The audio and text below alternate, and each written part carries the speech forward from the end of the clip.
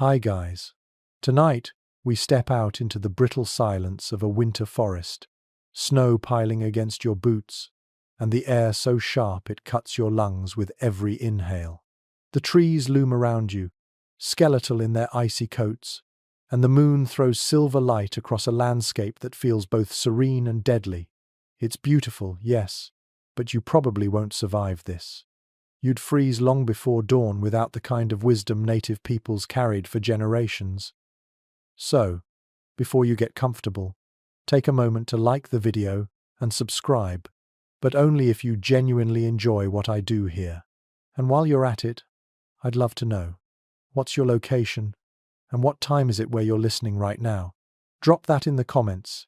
It's always fascinating to see this little community stretch across the globe. Now, dim the lights, and let's begin. You're trudging deeper into the dark, hearing the faint groan of trees bending under their icy burden. Imagine yourself alone in this wilderness. No polyester fleece, no fancy sleeping bag, just your body, your determination, and the biting chill. You feel the panic creeping in because the temperature plummets with every passing hour, and you wonder how anyone could ever have slept peacefully out here. Yet Native Americans did, century after century, in regions where temperatures regularly dipped below zero. They didn't just survive, they rested, dreamed, and woke ready for another day. The first thing you notice is fire, always fire. A small crackling flame in the clearing becomes the center of life. Historically, indigenous peoples from the Great Plains to the subarctic relied on fire not only for cooking but as a literal hearth, a micro-sun creating a circle of safety in the otherwise frozen night.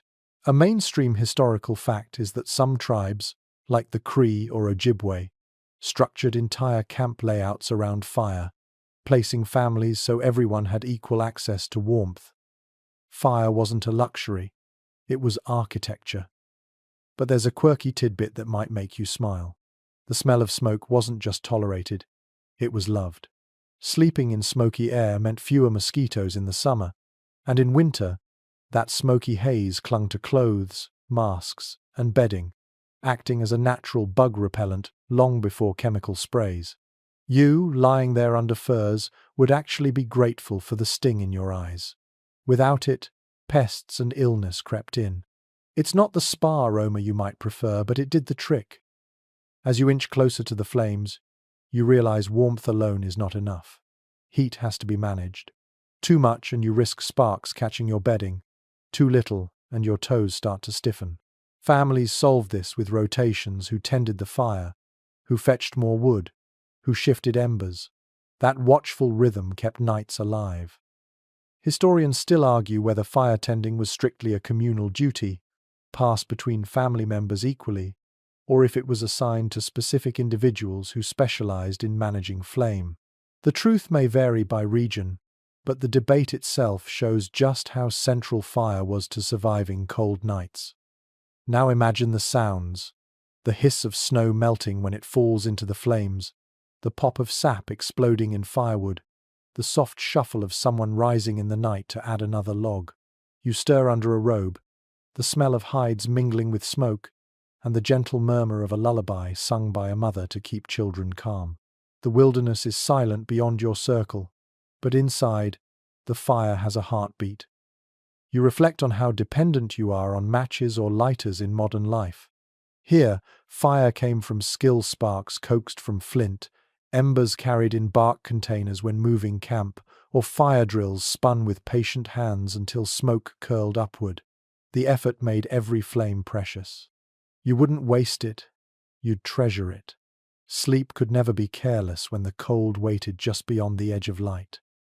And there's a moment, as you drift off beside that fire, when you realize how the mind adapts. You stop thinking of the cold as an enemy and start seeing it as part of the rhythm. The ache in your fingers, the steam of your breath, the glow of embers, these become the lullabies of the wilderness. The fire doesn't chase away the cold completely. It teaches you how to balance with it, to live with it. Your eyelids droop, your body curls tighter under skins, and the crackle continues. You're safe enough, for tonight, in a fragile circle of heat that countless generations mastered. And before you slide deeper into sleep, one last thought flickers. If you ever found yourself here without that fire, without that knowledge, the night would swallow you whole. But the story is just beginning. The fire is only the first secret. The next is how layers of hides themselves could mimic the warmth of a modern sleeping bag. You feel that tug of curiosity even as the flames dance behind your eyes. You stir awake in that dim glow, the fire still alive but smouldering low, embers whispering their orange secrets under the ash. The cold has crept back in, brushing your cheeks like an unwelcome guest, and you reach instinctively for the second defense layers. Not the kind of quilted jackets or high-tech fleece you know today, but the ingenious arrangement of animal skins, each layer trapping air, each fold conserving the faintest bit of warmth your body can generate. A mainstream historical fact is that indigenous groups across North America used multiple hides stacked together to form what we might casually call a prehistoric sleeping bag. Deer, elk, moose, and caribou hides were softened and treated until they were supple, then overlapped in such a way that each layer overlapped seams in the one beneath it. This simple principle, staggering the gaps, meant no icy wind could find a way in. Imagine yourself burrowing into that bundle, pulling one layer over your shoulders, tucking another under your knees, until you're nestled in a cocoon of fur and leather. There's a quirky tidbit that might catch you off guard. These hides didn't always stay fresh, smelling. Without the conveniences of dry cleaners or laundry detergent, bedding could retain earthy, musky odors, part animal, part smoke, part human. But here's the strange part, those smells weren't unpleasant to the people who lived with them daily. In fact, they signaled safety. To them, the musk of hides meant home, a warm enclosure, the promise of survival. You might wrinkle your nose at it, but in that frozen wilderness, you'd quickly learn to associate those smells with comfort rather than discomfort. As you tug the fur tighter around yourself, the tactile sensation strikes you. The outer side, leather-smoothed, resists snowflakes so they slide off like rain from waxed canvas. The inner side, the fur, presses against your skin with an irregular, scratchy softness. You can feel the individual hairs, some coarse, some fine, all insulating you from the air outside. You hear the faint rasp of fur against fur as you shift, a sound so ancient it might as well be the lullaby of survival itself. And you notice something else. Air is the real secret. It's not the hide alone, but the way hides trap little pockets of air between layers. That captured air becomes an invisible quilt, and your own body heat fills it. The science is simple, yet it's the same principle used in every modern down jacket or thermal blanket. What you buy for hundreds of dollars at an outdoor store is essentially a continuation of what indigenous peoples perfected thousands of years ago. Historians still puzzle over whether all tribes treated their hides equally well. Some evidence suggests that Arctic groups developed more advanced tanning processes that removed grease and toughened the leather, while others may have relied on cruder methods, resulting in stiffer, heavier bedding. The debate lingers because hides decay quickly when unearthed, leaving us only faint impressions of stitching or remnants of fur. But even with limited evidence, the consensus remains that layering was universal. Everyone understood that one skin was never enough when the world outside could kill you with its cold breath. Now imagine the nighttime routine. Before lying down, you'd spread one or two hides on the frozen ground, insulating yourself from below. Then, you'd pull several more over your body, tucking the edges tight, pressing them down with stones or other hides so no draft could sneak in. If you shared the bedding with family, you'd overlap yourselves as carefully as the hides your sister's shoulder pressed against yours, your child's back tucked against your belly.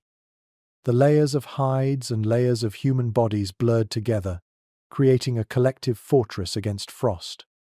And while you might be tempted to think of these furs as crude or unsanitary, there's an elegance in them. They were portable.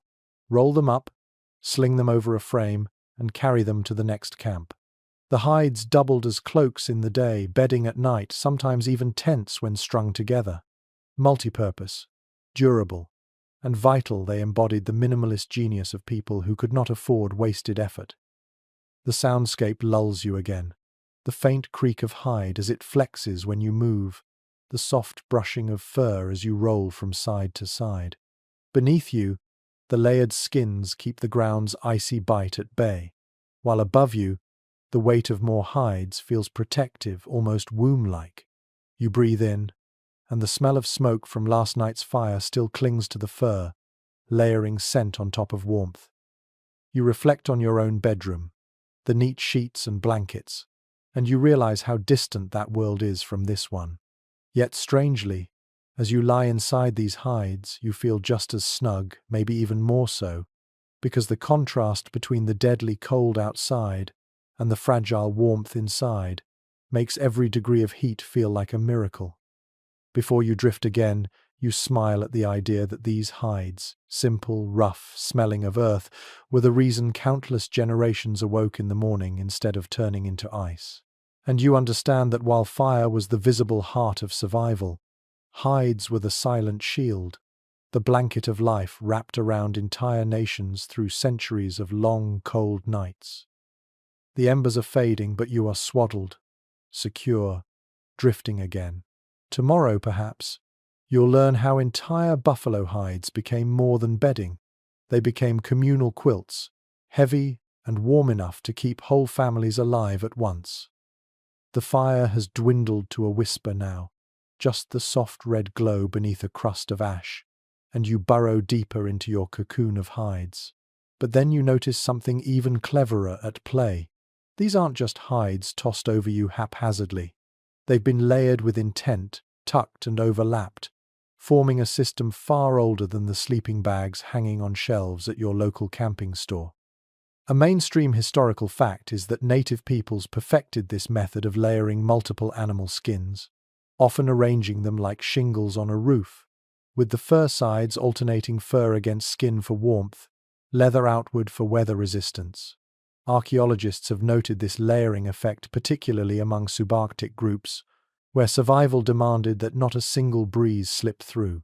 In essence, you are lying in a carefully engineered envelope of insulation. But here's a quirky tidbit that might surprise you. Grease, the very thing you'd normally scrub off, was sometimes left in the hides deliberately. A slightly greasy hide became more waterproof, better at shedding snow or freezing rain. Imagine lying there, wrapped in skins that smelled faintly of tallow, slick to the touch, but keeping you from waking up with frozen moisture clinging to your body. To you, in your modern sensibilities, it might feel messy. To them, it was clever chemistry. The sensory details surround you, the rough stitching made of sinew scratching faintly against your wrist, the soft crackle as frozen hair tips snap when pressed, the warm cushion of trapped air that slowly makes the cocoon feel less like a bundle of dead animals and more like an extension of your own skin. Each hide breathes, expands slightly with warmth, contracts with the cold, and together they pulse like a living thing keeping you safe. You try shifting, curling onto your side, and realize how these layers hold together even without modern fasteners. Weight does the job. Some families pressed stones along the edges to prevent gaps. Others tucked hides under their bodies so no frost could crawl in from beneath. And when one layer wore thin, another was added on top, an ongoing cycle of patching warmth against the inevitable creep of winter. Historians still question whether layering was more standardized in nomadic cultures versus settled ones. Did a plains hunter pack 3 hides by default? Did a family in the forests always keep spares just for sleeping? The written accounts are scattered, filtered through the eyes of European observers who often failed to appreciate the subtleties. What is clear, though, is that layering was not improvisation. It was routine, ritual, and refined knowledge passed from elder to child like a secret recipe. And now, picture the scene not as a single sleeper but as a family group. The mother ensures her youngest child is wrapped first, snug between 2 hides. Older siblings curl around that bundle, each tugging their share of skins over shoulders. Parents on the outer edges brace against the drafts, their broader bodies forming the barrier. The hides layered over bodies mirror the bodies layered over earth. Everyone becomes part of one larger, living quilt. The sounds of the night change depending on your position. Near the edge, you might hear the moan of wind pressing against bark walls or hide tenting. Deeper inside, it's muffled just the steady breaths of those around you, the occasional cough, the shuffle as someone adjusts their bedding. Above it all, the silence of snow continues, heavy, relentless, but kept outside by overlapping skins that guard you like armor. Reflect on your modern blanket. Thin, colorful, easily washed. It carries no story.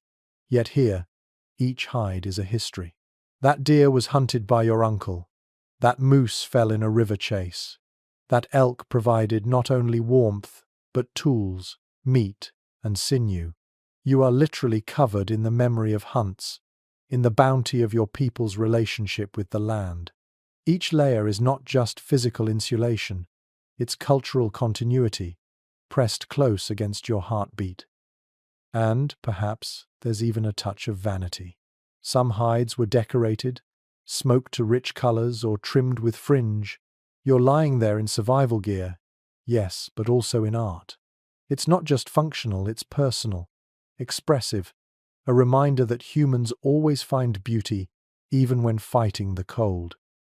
As you close your eyes again, you realize the brilliance of it all. It wasn't fire alone or hides alone, but the combination. Fire created heat, and layered hides trapped it, stretched every flicker into hours of rest. And so you drift into slumber, knowing that without these overlapping skins, you'd wake stiff and blue. Instead, you'll wake alive. And when you do, you'll notice something new. The buffalo robes that once draped entire families, blankets so massive and communal that they carried the very essence of warmth across generations. You wake before dawn, the fire just a faint shimmer and the hides heavy with frost along their edges. The air is sharp enough to make your nostrils ache. But then you notice something extraordinary draped across the family. Enormous buffalo robes, thick and wide, covering not just one sleeper but several at once.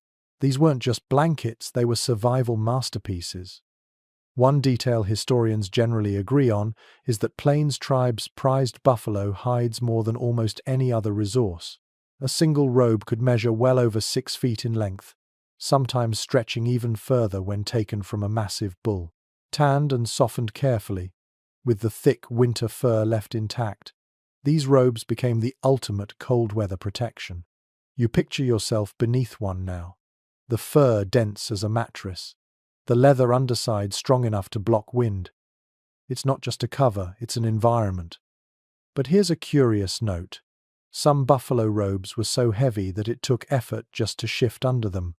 Early European observers wrote of the sensation as though one were pinned by the weight of an animal itself. And yet, that heaviness was a blessing. The pressure trapped heat, pressed bodies together, and created a sense of immovable safety. You might grumble about the weight at first, but after a few minutes, the sheer density becomes reassuring, as if the earth itself has wrapped you in a protective embrace. You can almost feel it, the way the robe drapes unevenly, its edges thick, its fur smelling faintly of smoke and musk. It's not refined like a quilt, it's raw, alive with texture. Run your fingers through the pile, and you feel tufts that catch at your skin, rougher than sheep's wool but infinitely warmer. Beneath its weight, your body stops shivering. Accounts from the 18th and 19th centuries mention buffalo robes serving not just as bedding, but as trade goods of immense value. A robe could buy tools, horses, or food from neighboring tribes or arriving traders. So when you're lying there at night under one, you're wrapped not just in warmth but in wealth. Your family might have secured it through a long hunt, or perhaps through exchange with another band. Either way, it symbolizes survival in more than one sense. Archaeologists continue to debate whether the robes were primarily individual items or designed for communal sharing. Some sources describe single sleepers clutching their own robe, while others depict families huddling beneath one giant covering. The evidence is patchy, and no single answer fits all contexts. Still, as you lie here imagining the scene, the communal version feels most natural. After all, warmth in the wilderness is not a solo pursuit. It is shared, passed along like fire itself. There's also a ritual dimension you can't ignore. Certain robes were decorated with painted scenes, hunts, visions, symbols of spiritual journeys. Picture drifting to sleep under a hide inscribed with a story of your ancestors, the images glowing faintly by firelight. The warmth is physical, yes, but the designs remind you of identity, belonging, continuity. Every night becomes both a practical act of survival and a quiet communion with heritage. Think about the daily routine of preparing such bedding. In the evening, the robe might be unrolled carefully, shaken to rid it of clinging frost, then spread on the ground or over other hides. The family arranges themselves beneath it, adjusting positions so the edges overlap and no icy air sneaks through. In the morning, once the fire is rekindled, the robe is rolled up again, strapped to a travois, and carried to the next camp. Its portability made nomadic life possible. Yes, it was heavy, but in a life of constant movement, even heavy things had to be mobile. You wonder about the sensory world under that robe. The heat builds slowly as bodies press together, and soon you hear the muffled breathing of those around you. The fur rustles faintly when someone shifts, and you catch whiffs of charred wood smoke mingled with animal scent. The world outside may howl with wind and snow, but inside this shared cave of buffalo hide, the storm feels distant. You're encased in silence, in weight, in warmth. And here's an odd cultural footnote. Buffalo robes sometimes doubled as makeshift sleds. In emergencies, people could pile belongings into a robe, tie it into a bundle, and drag it across the snow. So that same hide that kept you alive at night might also carry your tools, your food, or even your children the next day. Every part of it was useful, nothing wasted, nothing merely decorative. Still, not every robe was equal. Some were tanned meticulously, softened with brain mixtures until supple and pliant, while others remained stiff, hard to fold, and less comfortable for sleeping. Specialists within tribes often handled tanning, passing the knowledge down like sacred lore. The subtlety of these processes is still something scholars try to piece together. Was brain tanning universal? Did every group apply smoke curing? The answers vary across time and place, reminding you that even the buffalo robe, seemingly straightforward, was part of a sophisticated web of knowledge. You shift again, adjusting to the robe's immensity, and realize how it shaped social life. Imagine 5 or 6 people lying side by side, pressed close not because they want to, but because the robe demands it. Children between parents, siblings lined up, elders near the fire's edge. Privacy dissolves, replaced by shared survival. Every night became a reminder of interdependence. Alone, you froze. Together, under the robe, you endured. There's even something psychological at play. The robe's weight anchors you, making rest deeper, steadier. It's what modern sleep researchers call pressure therapy, the same principle as weighted blankets. You, centuries later, curl under a mass-produced weighted throw to ease anxiety, while here, indigenous peoples discovered the same calming effect with a buffalo hide. The science of comfort, discovered long before anyone thought to name it. As you drift in this imagined slumber, you reflect on the cost of such warmth. A buffalo had to be hunted, skinned, processed. Entire communities worked together to transform the raw material into a life-saving robe. And with colonization and the mass slaughter of buffalo in the 19th century, those robes became scarcer, more precious, until whole lifeways unraveled. You sense the fragility of the world you're lying in, how much depended on those massive herds roaming freely across plains. For now, though, you are safe, wrapped in fur thick as a mattress, heavy as stone yet soft enough to breathe through. Your body heat radiates into the layers, mingles with the warmth of your companions, and together you form a small sun, burning against the winter's endless night. And in the fading haze before sleep, you know another lesson waits, because sometimes survival meant not resisting the snow but embracing it, digging into drifts, carving shelters where frost itself became protection. That will be your next discovery. The buffalo robe still drapes across you like a fortress, but when you stir awake, the fire is gone, only faint smoke curling into the pre-dawn sky. The cold rushes back in, sharper than a blade, and you realize that hides alone aren't always enough.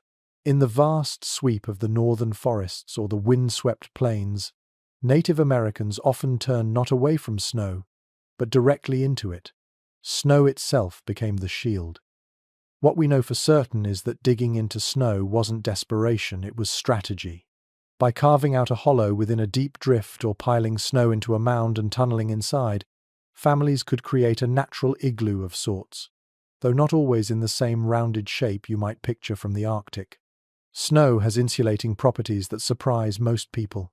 Though it feels frigid on your bare skin, a packed shelter traps air, dampens wind, and raises interior temperatures significantly. It might be 20 below outside, yet inside the snow cave it could hover just below freezing, a shocking improvement when survival is measured in degrees. Here's a little-known twist. Snow shelters didn't just protect from cold, they also muted sound. Imagine lying there in the hollow, the walls thick and white, and suddenly the howling wind is hushed, distant, muffled as if you've stepped into a padded chamber. Children fell asleep more easily in that muffled silence. Mothers rested without the constant worry of creaking branches above. In a way, the snow turned from an enemy into a lullaby. The experience is tactile, too.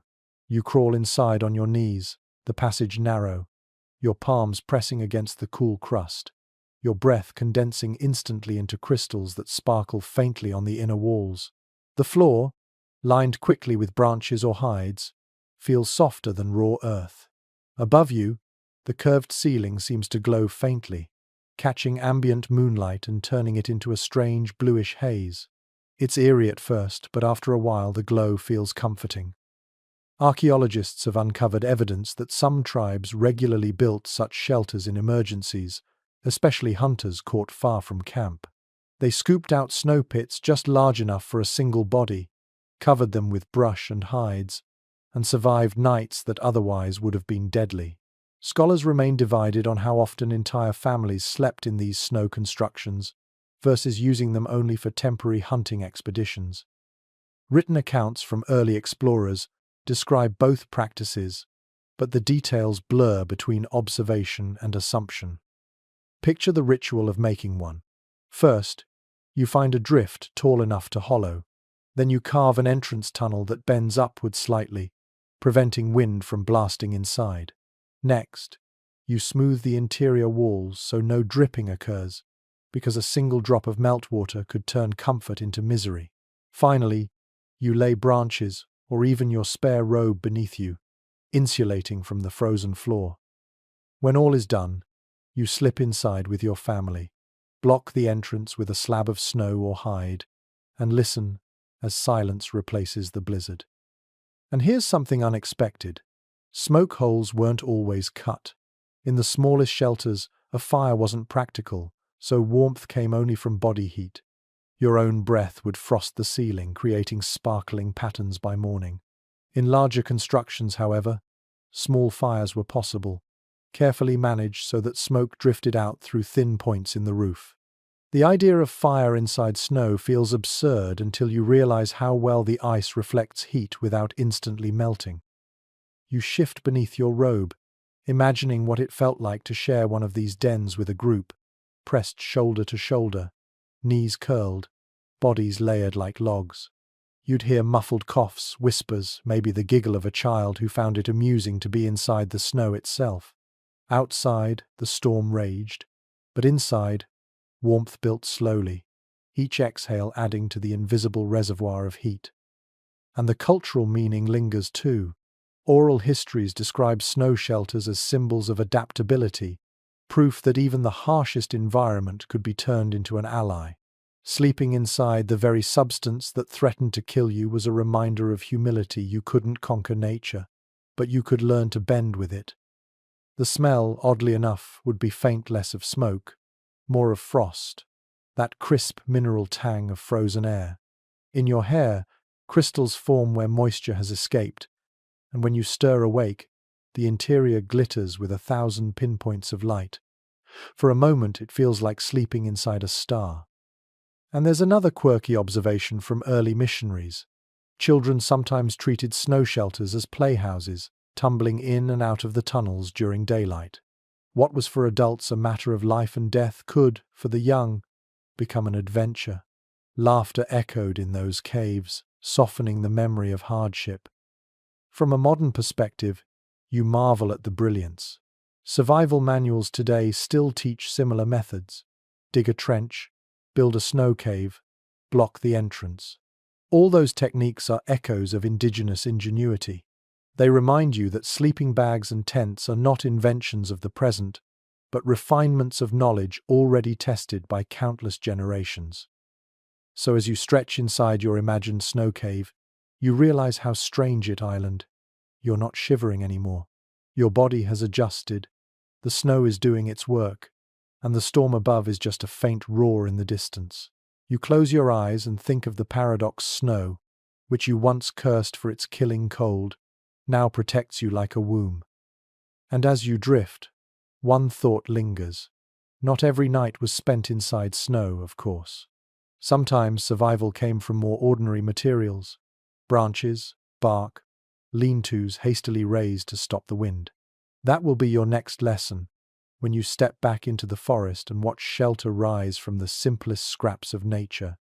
You crawl out of that snow cave, the early light cutting across drifts, your breath curling in the air like smoke. The world feels raw and exposed again, and you sense the danger creeping back in. You realize snow alone can't always be trusted: too shallow, too wet, or simply non-existent in some regions. In those moments, Native Americans leaned on another ancient defense: lean-tos made from brush, bark, and whatever the forest could spare. There's no question that bark shelters were among the most practical inventions in wooded areas. Strips of birch, elm, or spruce bark could be cut, peeled, and layered to form a wall that turned icy wind aside. The frame itself was simple poles lashed together in a triangular or half-dome shape, then covered with bark sheets or piled branches. In a matter of hours, you could build a sturdy sleeping place that cut the chill dramatically. The forest gave its skin, and in return, it sheltered you. Here's an odd detail: bark, once dried, often curled at the edges. Instead of discarding those awkward pieces, families tucked them carefully into gaps, wedging and overlapping until the walls looked like scales. The result wasn't pretty, but it was effective. Drafts struggled to find a way through. From inside, the patchwork pattern caught firelight in odd ways, flickering shadows that seemed almost alive. Imagine lying down beneath such a wall, seeing the dance of orange and black across the ridges, and feeling safer than you had minutes earlier. You can hear the sounds as it comes together: the creak of poles forced into the ground, the snap of branches trimmed to size, the dry rasp of bark dragged across the snow. Each sound is a promise: a roof, a wall, a break from the cold. When the shelter finally takes form, you sit inside, the silence returning, and the difference is immediate. Wind hisses outside, but within, it's muffled, the air calm enough for a fire to be lit without constant flicker. Archaeological findings suggest that in the northeast woodlands, entire communities sometimes slept in bark longhouses large enough to fit dozens. Smaller lean-tos, however, remained essential for travelers, hunters, and temporary encampments. Scholars continue to wonder whether these shelters were always considered temporary, or if in some seasons they became semi-permanent homes. The debate lingers. Fueled by the lack of surviving bark structures, they rot quickly, leaving little evidence. Yet oral accounts tell us they were central to survival strategies year after year. Now picture the intimate details of preparing one for sleep. First, evergreen boughs laid thick across the floor. Their scent, resinous, sharp, comforting, fills your nose as you kneel to arrange them. Then hides are spread atop that green mattress, softening the prick of needles. The fire outside is drawn just close enough that its heat seeps through the open front of the lean-to, while smoke curls upward and away. Inside, you curl against another sleeper, the bark wall at your back radiating the faint warmth it has absorbed. Something amusing lingers in the memory of early observers. They often complained of fleas from bedding made of brush and bark.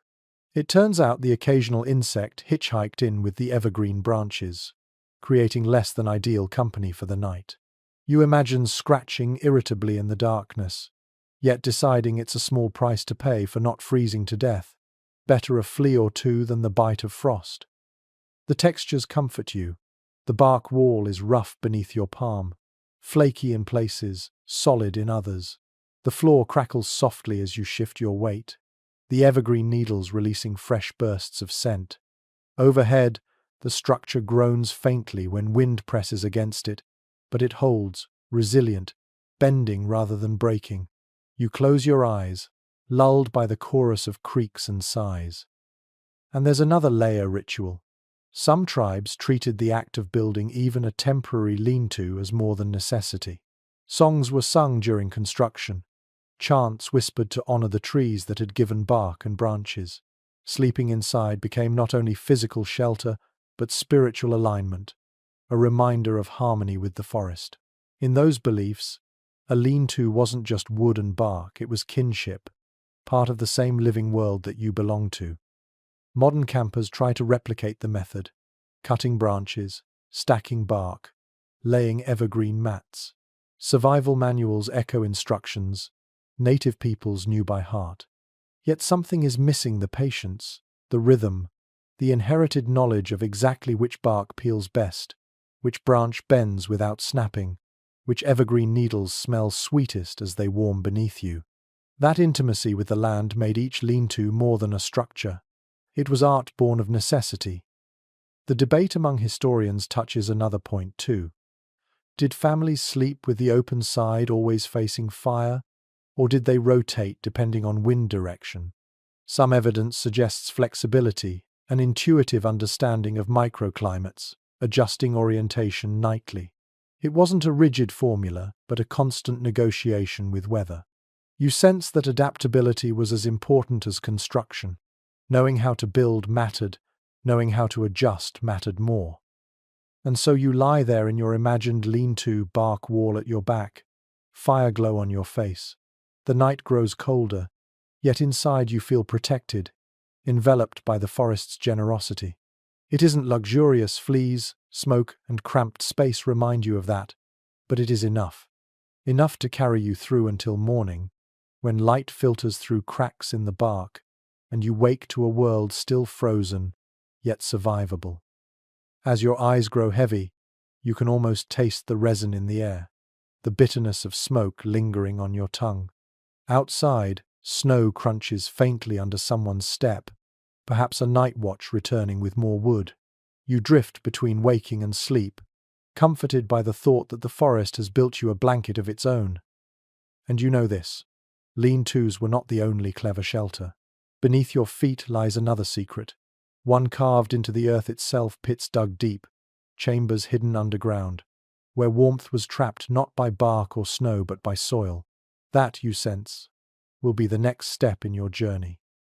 You leave behind the bark lean-to, its resinous smell still clinging to your skin, and step onto ground that feels unyielding beneath the snow. You stamp your boots, hearing the hollow echo of frozen soil, and it dawns on you that sometimes warmth wasn't sought above the surface at all. Instead, native peoples dug down, creating underground pits where heat stayed trapped like a hidden treasure. Archaeological evidence shows that in many regions, especially in the northwest and parts of the subarctic, families carved semi-subterranean houses that offered remarkable insulation. Imagine walking across a winter plain and seeing only a faint rise of earth, a chimney of smoke, maybe the top of a roof covered in sod. Beneath it, however, a chamber stretched out, lined with poles, mats, and hides. The earth itself became a wall, steady and thick, protecting sleepers from wind and frost. And here's a detail that might surprise you. Even temporary hunting shelters sometimes borrowed this idea. A pit just 2 or 3 feet deep could transform the way heat circulated.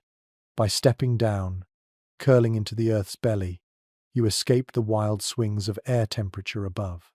Modern campers talk about cold sinks, where air settles into hollows, but for indigenous peoples, pits work differently. When insulated correctly with branches, bark, or hides, the ground cocooned you in a pocket of still air that preserved every degree of warmth your body produced. The process of making one was both labor and ritual. First, scraping frozen soil with bone or antler tools, the earth cracking reluctantly. Next, lining the hollow with mats woven from reeds or with spruce boughs that released their piney scent into the night. Over this base, hides were laid, turning dirt into bedding.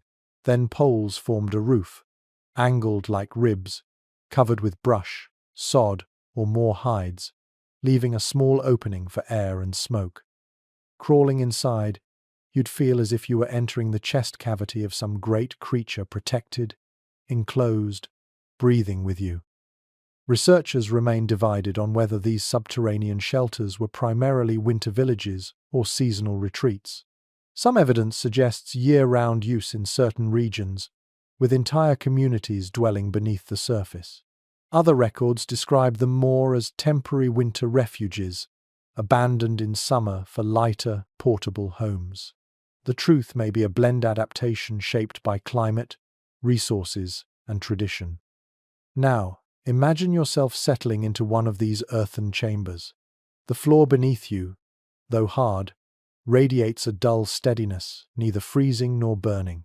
Above, smoke curls lazily toward the vent, the walls absorbing its scent until even the soil smells of wood fire.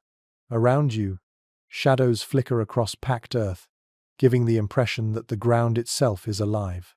You lie back, cocooned, and feel a warmth more constant than any lean-to could offer. One curious aspect from oral accounts: children sometimes decorated the walls with finger marks or pressed designs, turning plain dirt into patterns. You can picture little hands dragging across clay, leaving smudges that glowed in firelight like cave art. In the middle of struggle, play survived, leaving traces of humanity etched in mud. The acoustics inside such pits were unique. Outside, the wind might roar, trees creak, wolves howl. Inside, the chamber turned every sound soft. Conversations became murmurs. Songs echoed faintly. Lullabies lingered in the corners of the room long after voices ceased. Falling asleep here meant drifting off, not in silence, but in a world gently resonant, like a drum holding the last notes of a beat. And you can't help but think of modern basements, storm shelters, even military bunkers. The logic is the same. The earth insulates. Yet in this indigenous context, it wasn't about concrete or steel, but about trust in soil and stone. People saw the land not only as provider of food, but as a house, a womb, a partner in survival. There's also a sensory richness to recall.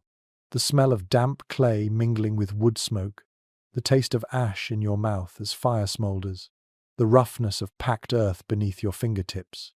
Sleep in such a place wasn't luxurious, it was gritty, smoky, heavy, but it was safe. Every exhale seemed to belong to the shelter itself, each breath bouncing back, warming you further.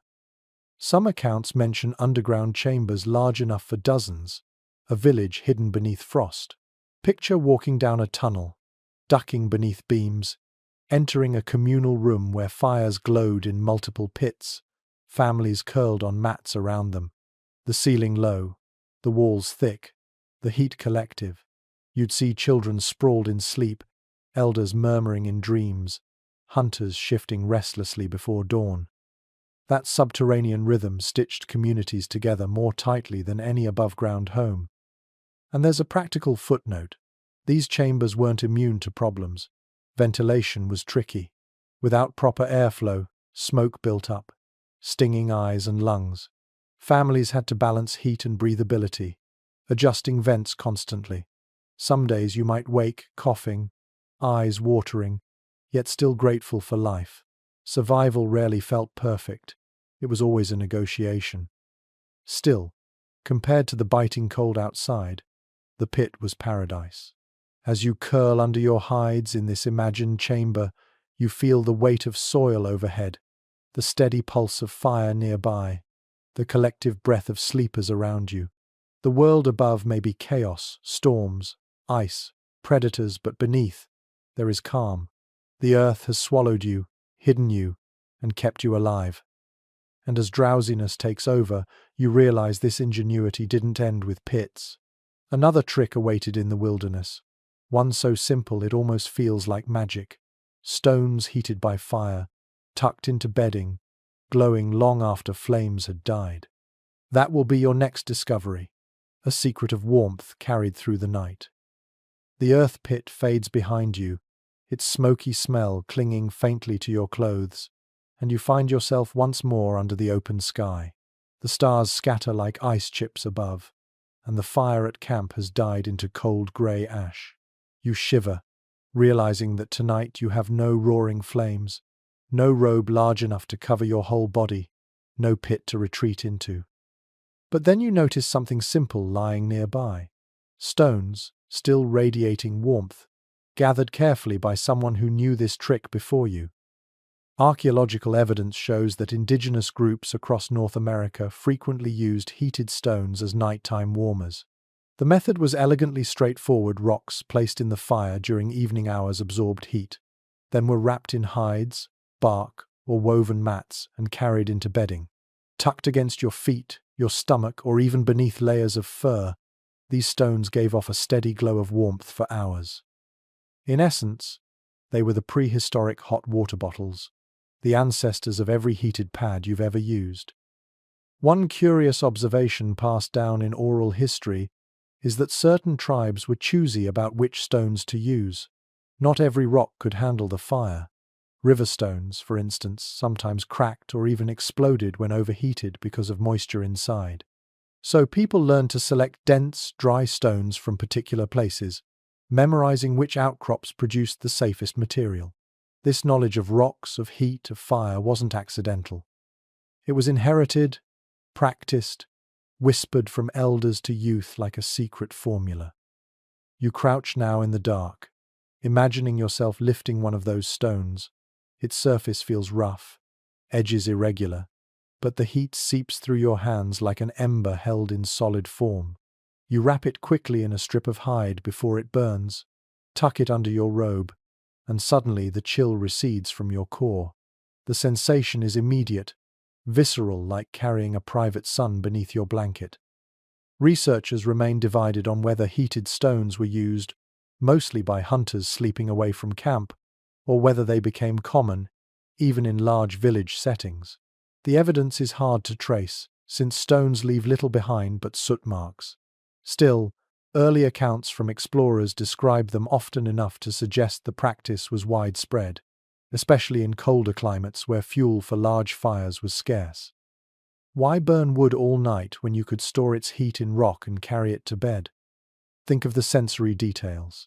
The smell of singed hide where the stone has pressed too long, the faint crackle as bark wrapping dries around it, the soft hiss when frost on its surface evaporates instantly. Against your skin, the heat is uneven, intense at first, then mellowing into a gentle radiance. You shift it from one place to another, chasing the last pulses of warmth as they fade slowly into the night. Here's a little quirk that might make you smile. Sometimes people named their favorite stones. A well-shaped rock that held heat reliably became a companion, carried from camp to camp. You can picture a grandmother chuckling as she scolds a child for misplacing her stone, treating it not as an object but as a trusted helper in the nightly battle with frost. Now imagine sharing these heated stones among several sleepers. A parent places one at the foot of a child's bedding, another between two bodies, a third beneath the layered hides covering everyone. The warmth spreads unevenly, pockets of heat blooming here and there, but together they make the night bearable. The rhythm of survival changes. You no longer dread the fire dying, because its energy lingers in these silent companions tucked close. And of course, there was danger too. Stones too hot could burn hides or skin. Some cracked violently, scattering sparks in the dark. To prevent this, families developed careful rituals, testing stones before wrapping, cooling them briefly in air, or layering multiple cloths around them. It was a balancing act, one that demanded attention even in exhaustion. Survival never gave gifts freely. It always asked for vigilance. The psychological comfort mattered almost as much as the physical. Imagine a child clutching a warm stone in the dark, feeling less alone because of its steady presence. Even adults might have slept more soundly, cradled by the illusion of holding fire itself in their arms. That reassurance is timeless. You can still feel it today when you slide under a weighted, heated blanket and let your body finally relax. There's also a spiritual undertone to consider. In many native traditions, stones were not lifeless objects but ancient beings, keepers of memory and power. To heat a stone and sleep with it was, in a sense, to embrace something sacred. The warmth wasn't just thermal, it was the earth lending you a fragment of its energy, reminding you that you belong to it, not apart from it. As you curl around your own heated stone in this imagined wilderness, the night seems less hostile. Your toes no longer sting with frost. Your chest no longer tightens in the cold. You breathe more deeply, hearing the muffled sighs of others around you doing the same. A chorus of sleepers, each with their own secret ember, each wrapped in warmth borrowed from fire and rock. It makes you reflect on modern camping gadgets, the chemical heat packs, the rechargeable hand warmers, the insulated bottles filled with boiling water. All are echoes of this simple, timeless trick. The technology has changed, but the principle is identical. Store heat, release it slowly, survive the night, and perhaps, more importantly, rest deeply enough to dream. Dreams mattered. Oral accounts tell of visions seen in sleep near the warmth of stones, messages carried in the liminal space between wakefulness and cold.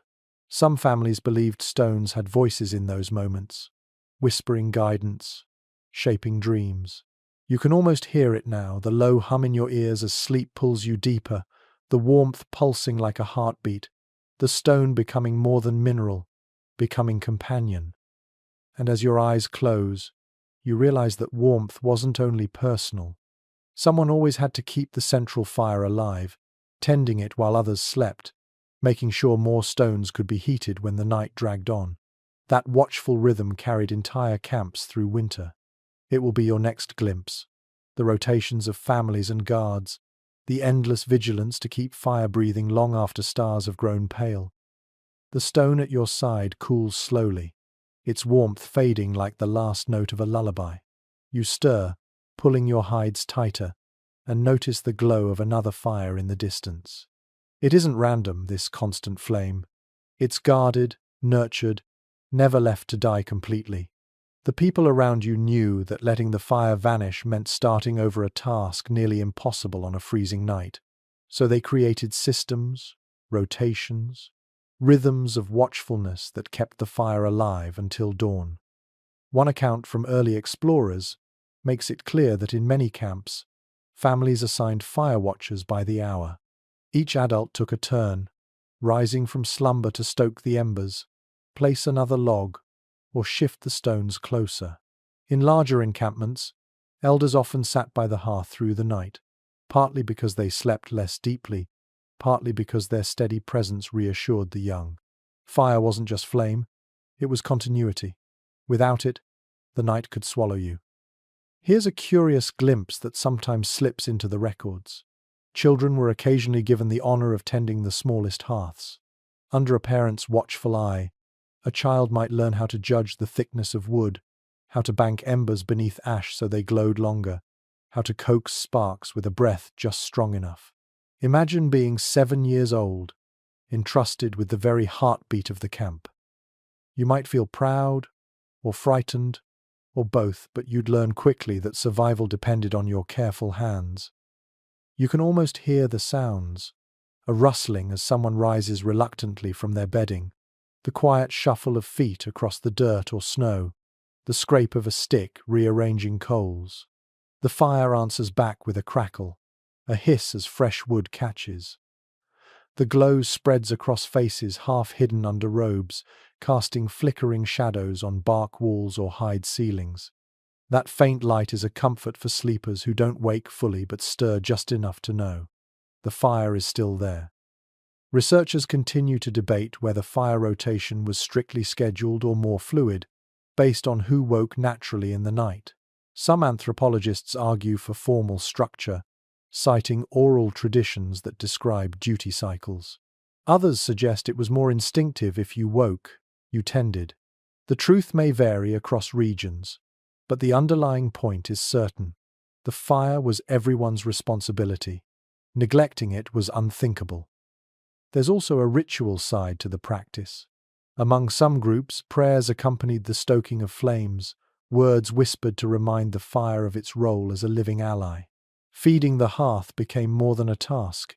It was a conversation, a bond renewed with each offering of wood. You sense the intimacy of that act, a relationship not with a thing, but with a being that gave light, warmth, and protection. And yet, the practical side never disappeared. Fire meant defense. Predators hesitated to approach its glow, and so keeping it alive through the night kept wolves at bay.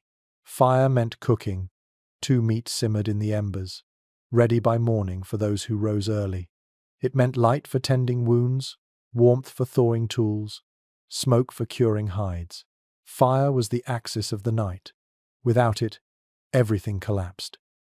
Picture the communal circle. A dozen sleepers ring the hearth, bodies oriented toward its warmth, heads turned toward the glow. Someone stirs every hour, not by choice, but by necessity. And though you might imagine this constant vigilance as burdensome, it carried comfort too. A sleeper could drift deeper, knowing that someone else would wake, someone else would feed the flame. That shared responsibility bound people together. You weren't alone against the cold. And then there's the quirky detail that sometimes watchers told stories quietly to the fire itself.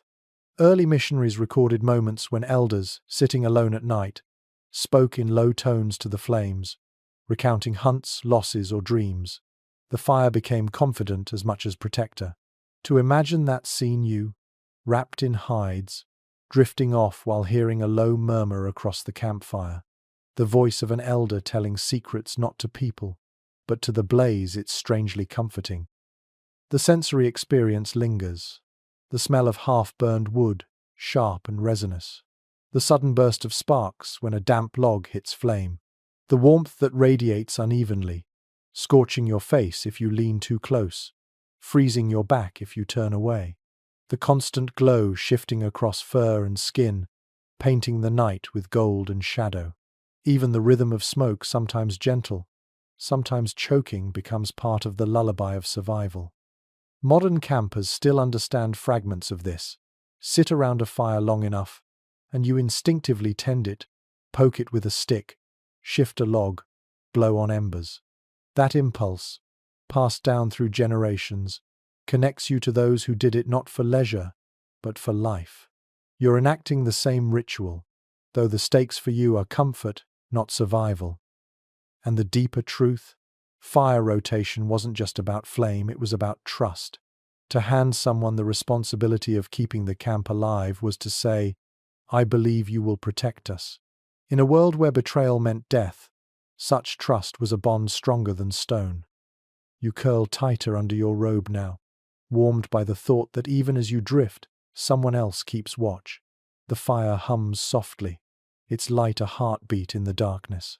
You close your eyes, soothed by the certainty that when you wake, warmth will still be there. And as you drift off, you sense the next lesson waiting, because sometimes the fire wasn't enough, and bodies themselves became blankets, pressed together in a web of shared heat. That story belongs to the next night, when survival came not from flame, but from human closeness. The fire flickers low, its glow steady but thin, and you stir beneath your hides.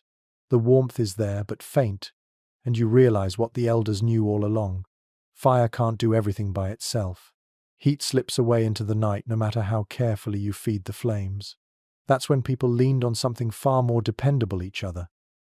Accounts from early observers emphasize that many native communities practiced group sleeping not only for comfort, but for survival. Bodies pressed together created heat no fire could match, because your skin doesn't just hold warmth, it radiates it. You imagine curling beside your family, shoulders overlapping, limbs intertwined, every heartbeat adding another pulse of heat to the shared cocoon. An intriguing note surfaces in oral traditions. The placement of sleepers mattered.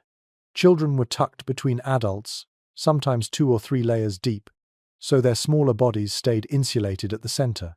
Elders often lay on the outer edges, shielding the young from cold air that crept through cracks in the hide coverings.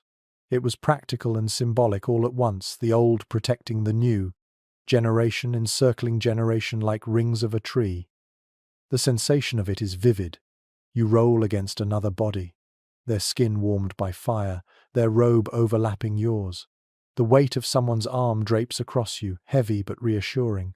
You hear the rhythm of their breathing, the occasional shift or murmur in dreams. At first, the closeness might feel awkward, especially to modern sensibilities that crave privacy. But here, privacy melts into survival. Alone you freeze, together you endure. Researchers still debate how formalized these sleeping arrangements were. Some suggest families followed strict patterns, elders on the outside, mothers with infants in the middle, older children grouped by age. Others believe it was more fluid, shaped by the night's needs. Whoever was coldest claimed the warmest spot. Whatever the truth, the practice ensured that the camp woke alive, even in the cruelest months. There's a quirky glimpse from early traders. They sometimes described feeling smothered when invited to share sleeping quarters with native hosts.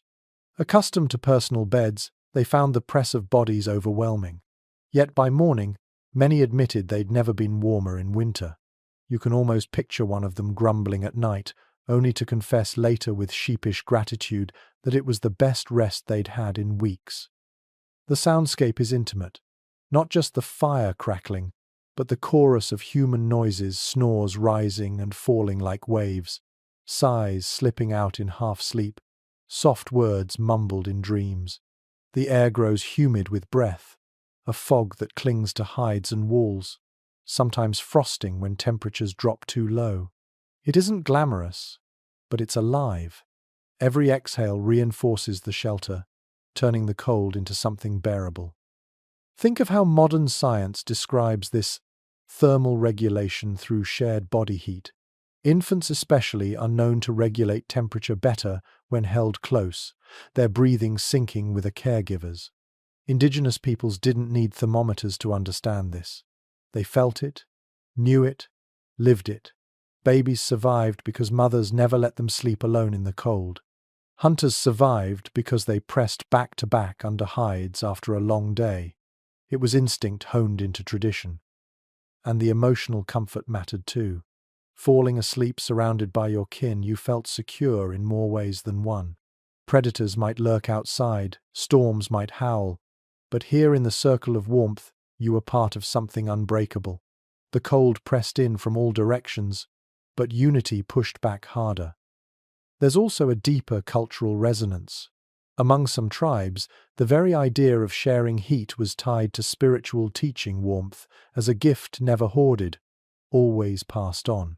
The fire gave to you gave to others, and the cycle continued. To sleep apart, hoarding warmth for yourself, was considered selfish, even dangerous. The community survived because everyone understood. Survival was collective. Now imagine the tactile world of such a night. You shift and feel fur against fur, hair brushing your cheek, the pulse of a cousin's foot twitching against yours. A child stirs, kicking lightly, and the group adjusts with murmured grumbles before slipping back into sleep. In the dim firelight, the scene is messy, crowded, imperfect, but it is also profoundly human. Of course, problems arose too. Space was limited. Arguments sparked over who had the warmest spot. A restless sleeper could disturb the whole group. But even these discomforts reinforced the reality. Survival meant compromise.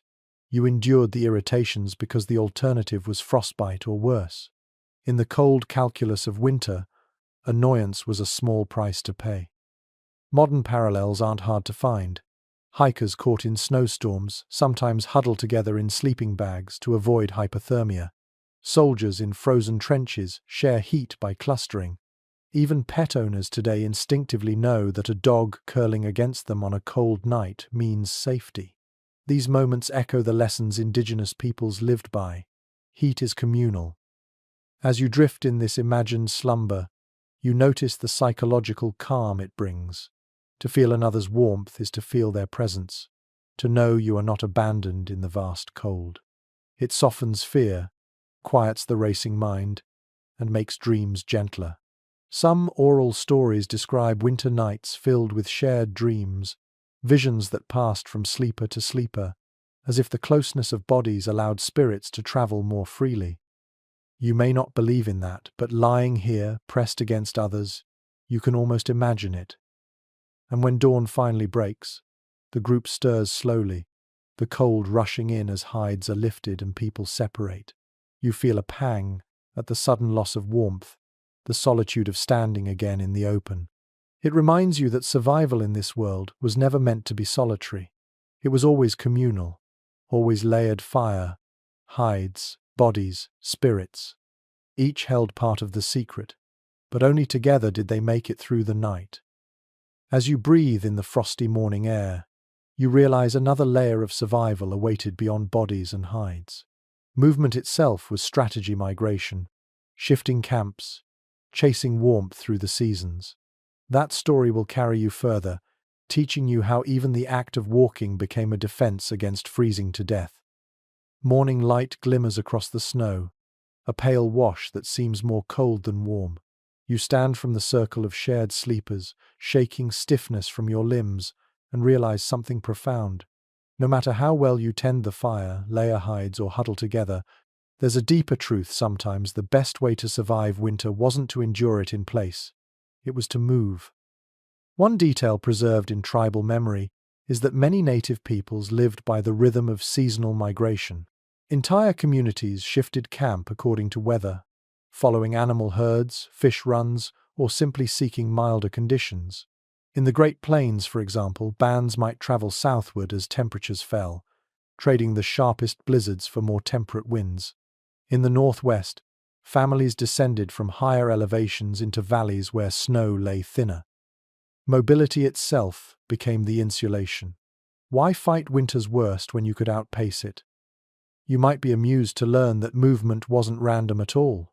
Trails carved by centuries of repetition were as familiar to these groups as city streets are to you today. Families remembered the exact sequence of valleys, rivers, and sheltering hills, passing that knowledge like a map engraved into memory. Even without compasses or GPS, they navigated effortlessly by stars, rivers, or the tilt of mountains. For them, migration wasn't aimless wandering, it was a precise science of survival, tested generation after generation. The sensory world of such travel is rich.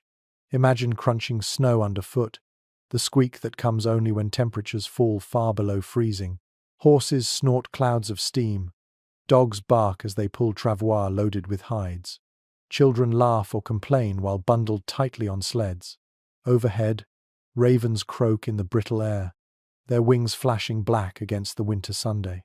The smell of smoke trails behind as campfires are extinguished, leaving only faint wisps rising from snow-darkened rings. Scholars continue to puzzle over how far these seasonal migrations extended. Some argue that tribes shifted only short distances, staying within well-defined territories. Others insist that groups like the Comanche or Lakota ranged widely, adapting routes yearly depending on weather and food. Archaeological traces, stone circles from Tipis, charred fire pits, fragments of tools hint at both possibilities. The debate itself underscores the sophistication of these movements, far from the stereotype of people wandering aimlessly. And migration wasn't only about avoiding cold, it was about resource balance. Staying too long in one place depleted firewood, scared off game, and exhausted fishing grounds. By moving, families allowed land to rest, ensuring its bounty returned the next season. In that sense, survival wasn't just about keeping warm tonight, it was about planning for warmth 10 winters from now. You feel it physically, the ache in your legs from trudging miles through snow, the sting of wind across your cheeks, the steady burn in your lungs as you climb ridges. And yet, the movement itself warms you. Blood pumps faster, muscles generate heat, sweat dampens your clothes despite the icy air. You realize that walking was itself a heating system. Rest too long and you risked freezing. Move, and your own body became a furnace. There's a quirky detail that emerges from oral stories. Some children treated migrations like adventures, racing ahead on familiar trails, sliding down snowy banks, or pretending the travois were sleds to ride. What was hardship to adults sometimes became play to the young. You can almost hear their laughter bouncing across frozen valleys, a counterpoint to the grunt of oxen or horses pulling heavy loads. At night, when camps were rebuilt, the knowledge of migration guided shelter placement too.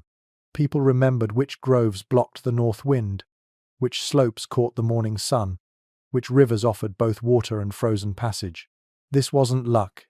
It was a deep relationship with the land, an awareness of its moods across decades and lifetimes. Sleeping in the right place could mean the difference between a comfortable night and frostbitten fingers. And here's another fascinating layer. Migration reinforced community ties.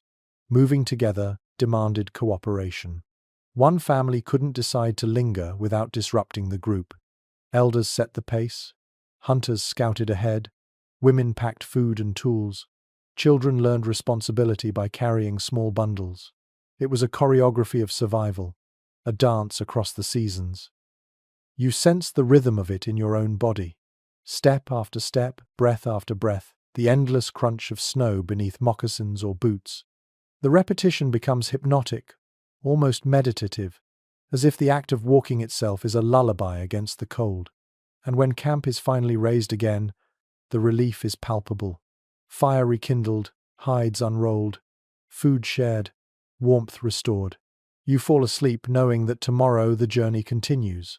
But tonight, you've outrun the worst of winter's claws. Modern echoes of this survival strategy linger in the way humans still migrate for comfort. Some travel south for winter, chasing warmth. Others simply adjust routines, closing summer cabins, moving into city apartments, booking flights to sunnier coasts. The principle remains the same. Why freeze if you can move? The only difference is that plains have replaced moccasins, and highways have replaced forest trails. The psychological comfort of migration cannot be overstated either. Imagine lying down in a camp you've just raised, knowing you've chosen the best possible spot for survival. The wind rattles branches above, but your lean-to faces south, shielded by hills. The fire burns steady because wood is plentiful here. The robe feels heavier because you know food is near. Water is close. Safety is restored. Sleep comes easier when movement has delivered you from danger. And yet, you wonder, how did they know when to move, when to stay? The answer often came from the natural world animal migrations, early thaws, star positions, even subtle changes in bird songs. The land itself signaled when it was time to rise and go. To ignore those cues was to invite frost, hunger, or worse. So as you curl beneath your hides tonight, the echoes of footsteps still in your ears, you understand another layer of indigenous wisdom. Warmth wasn't always found by staying still. Sometimes, warmth was a horizon, a destination, something you carried toward by moving faithfully with the seasons. And tomorrow, you'll discover how even plants, grass, reeds, cattails could be turned into insulation as surprising as any animal hide. Nature provided everywhere, not just in herds or forests, but in the overlooked softness of fiber and fluff. You awaken to the creak of frozen branches and the distant cry of crows, the world still cloaked in its endless white. The camp has stopped for a few days. Migration paused to rest both people and animals. You notice something new in the shelters. Layers of plant fibers woven and stuffed, soft as clouds against the otherwise harsh environment.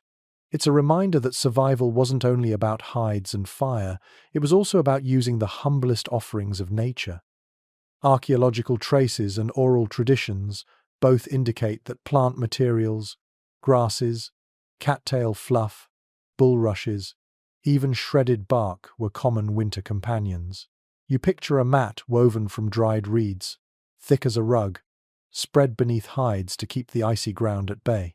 Or perhaps a pillow-like bundle of cattail fluff, so soft you almost forget you're lying on frozen earth. Far from being mere filler, these fibers became insulation on par with animal skins, and in some cases, lighter and easier to carry. You might be amused to learn that cattail fluff was sometimes stuffed into clothing, much like modern down. Children especially benefited from these makeshift linings, waddling about in garments puffed with plant fibers that trapped air and held warmth. Imagine the sight: tiny figures bundled so heavily they looked round, giggling as they stumbled through snow, their breath fogging the air. What to you might seem like a clever DIY hack was, for them, standard winter practice. The tactile sensation is distinct. Reach down and press your hand into a cattail mat, and you feel the springy give of stalks, the faint rustle of dried fibers shifting under pressure. Lay your head against a bundle of fluff and it cradles you softly, though it sheds bits that cling to your hair and nose. There's a faint vegetal smell, earthy and sweet, carrying a reminder of summer marshes even in the dead of winter. Researchers continue to discuss just how extensive plant fiber insulation was. Some argue it was a supplemental measure, used mainly when hides were scarce. Others point out that fibers show up in every climate zone, suggesting they were not an afterthought, but a crucial layer in the survival toolkit. The lack of long-lasting remains makes certainty difficult, since grasses rot quickly, leaving archaeologists little to examine. But the consistency of oral accounts suggests their role was far more important than outsiders once realized. Preparation itself was a rhythm of daily life. Families collected reeds and grasses in late summer, drying them carefully to store for winter. Cattails were stripped and fluffed, their seeds floating like snow when handled. Bark could be pounded until it shredded into fibers, woven into mats that served as bedding. Children often helped with these tasks, their small hands nimble enough to stuff fibers into crevices. The work was tedious, but without it, nights grew unbearable. And here's a delightful quirk. Cattail fluff wasn't just insulation, it also served as tinder. A single spark could catch its fibers instantly, making fire starting easier in damp conditions. So the same material that lined your bedding could also ignite the flames that warmed your camp. Imagine lying in bed at night, knowing the softness under your head could also save you from a fireless dawn. The soundscape of a fiber-filled shelter is subtle. Every shift of your body creates a soft rustle, like wind moving through dry grass. In the stillness of night, those faint whispers mingle with the pop of firewood and the steady breathing of companions. It's a lullaby composed of the simplest materials, yet one that carries you into sleep as effectively as any grander arrangement of hides or robes. The psychological comfort mattered too. Surrounded by plant fibers, sleepers felt the memory of warmer seasons. The scent of reeds and bark carried hints of lakes and forests, reminders that the land wasn't only harsh, it was generous, cyclical, enduring. In dreams, perhaps you'd drift back to summer fields, the hum of insects, the shimmer of heat across water. Even in winter, the plants sang to you, promising return. And this use of vegetation extended beyond bedding. Reed mats formed walls of shelters, cattails stuffed into gaps sealed out drafts, bark strips woven into screens reflected heat back toward sleepers. Every part of a plant could be adapted for warmth if you knew how to see its hidden potential. Survival here wasn't about brute force, it was about creativity, vision, and trust in small things. Of course, Challenges came with it. Fibers grew damp easily, losing effectiveness if not dried. Bedding had to be refreshed often, replaced with new mats, or dried near fire. Insects sometimes hid in stored bundles, emerging unwelcome during winter. Yet even these drawbacks couldn't outweigh the benefits. Better a little dampness or a few pests than the icy sting of sleeping on bare ground. Modern echoes of this ingenuity are everywhere. Down jackets, wool insulation, synthetic fibers all function on the same principle. Trap air, prevent heat loss. Even the fluff inside your pillow owes something to cattails, reeds, and bark stripped long ago. Technology may have refined it, but the wisdom remains indigenous at its roots. You close your eyes, imagining yourself curled on a bed of reeds, head pillowed on cattail fluff, wrapped in hides. The fire's glow touches the mat walls, shadows playing across the fibers. The air smells faintly sweet, a memory of marshes locked inside your shelter. You feel a gentleness in the night, as though nature has wrapped you not only in warmth, but in kindness. And as you drift, you know the next lesson waits, because before sleep came rituals of heat and cleansing. Sweat lodges, those steaming sanctuaries, were more than spiritual. They also doubled as preparation for winter nights. To step from their warmth into the cold was paradoxical, yet it carried a secret power. That will be the story you encounter next. The night feels endless, the stars frozen in their places, and the cold gnaws at your bones no matter how thick the hides or how tightly you curl against another sleeper. But then you recall something different, something not built of fur, bark, or cattail fluff, a ritual space, glowing with heat and steam, where bodies gathered before bed. The sweat lodge. To the outsider it might look like ceremony only, a spiritual rite of cleansing. Yet for many native peoples it was also practical, a way to fill the body with heat that carried you through the bitter night. What the records show clearly is that sweat lodges, used across North America, were small domed structures of willow or saplings bent into arches, covered with hides, mats, or earth. Inside, hot stones were piled in a pit, water poured over them to create thick steam. Imagine stepping into that space after a day of biting cold, the sudden rush of heat wrapping around you, your skin prickling, sweat beading instantly. For a while, the outside world vanishes. You sit in warmth so intense it seems impossible that frost is waiting just beyond the walls. Here's a detail that adds charm. Many people sang inside these lodges. Songs echoed against the low ceilings, blending with the hiss of steam and the crackle of stones. Laughter and chants rose together, the air heavy with moisture. It wasn't only a ritual of endurance, it was joyous, communal, even playful at times. Children joined in, giggling as the steam clouded their vision, marveling that a hut smaller than a tipi could feel like the heart of summer. The sensory world overwhelms you. The sharp tang of steam fills your nose, carrying the earthy scent of willow poles and hides. Heat presses against your skin, tightening it, loosening your muscles. Drops of sweat trail down your back, soaking into mats beneath you. In that moment, you are not shivering but glowing, your body remembering warmth so deeply that it seems impossible the cold could return. Researchers remain divided on the balance of practical and spiritual roles. Some argue sweat lodges were primarily sacred, their heat secondary. Others point to oral traditions describing them as preparation for winter sleep, entering warm, then stepping outside into the cold with a body radiating heat like an ember. Perhaps both are true, ceremony and survival braided together. To separate them would be to miss the point, because for those who lived it, life and spirit were never apart. Picture the transition. You leave the steaming lodge, skin slick, hair damp, breath pouring out like smoke. Outside, the air slams into you, cold so sharp it almost burns. Yet instead of shivering, you feel calm. Your core still glows with the heat you've banked inside. Wrapped quickly in robes, you lie down by the fire, hides tucked over you, and sleep comes faster than it ever would without that ritual. It's as though you've smuggled a piece of the lodge into your very blood. There's a curious practice noted in some accounts. After sweat, people sometimes rolled briefly in snow. To modern ears, it sounds absurd, but the shock sealed pores, dried sweat, and invigorated the body. Children laughed. Adults roared in surprise, and then everyone bundled quickly into warmth. What might sound like punishment became a kind of play, a reminder that cold itself wasn't the enemy but part of a greater balance. The lodge also carried scent into the night.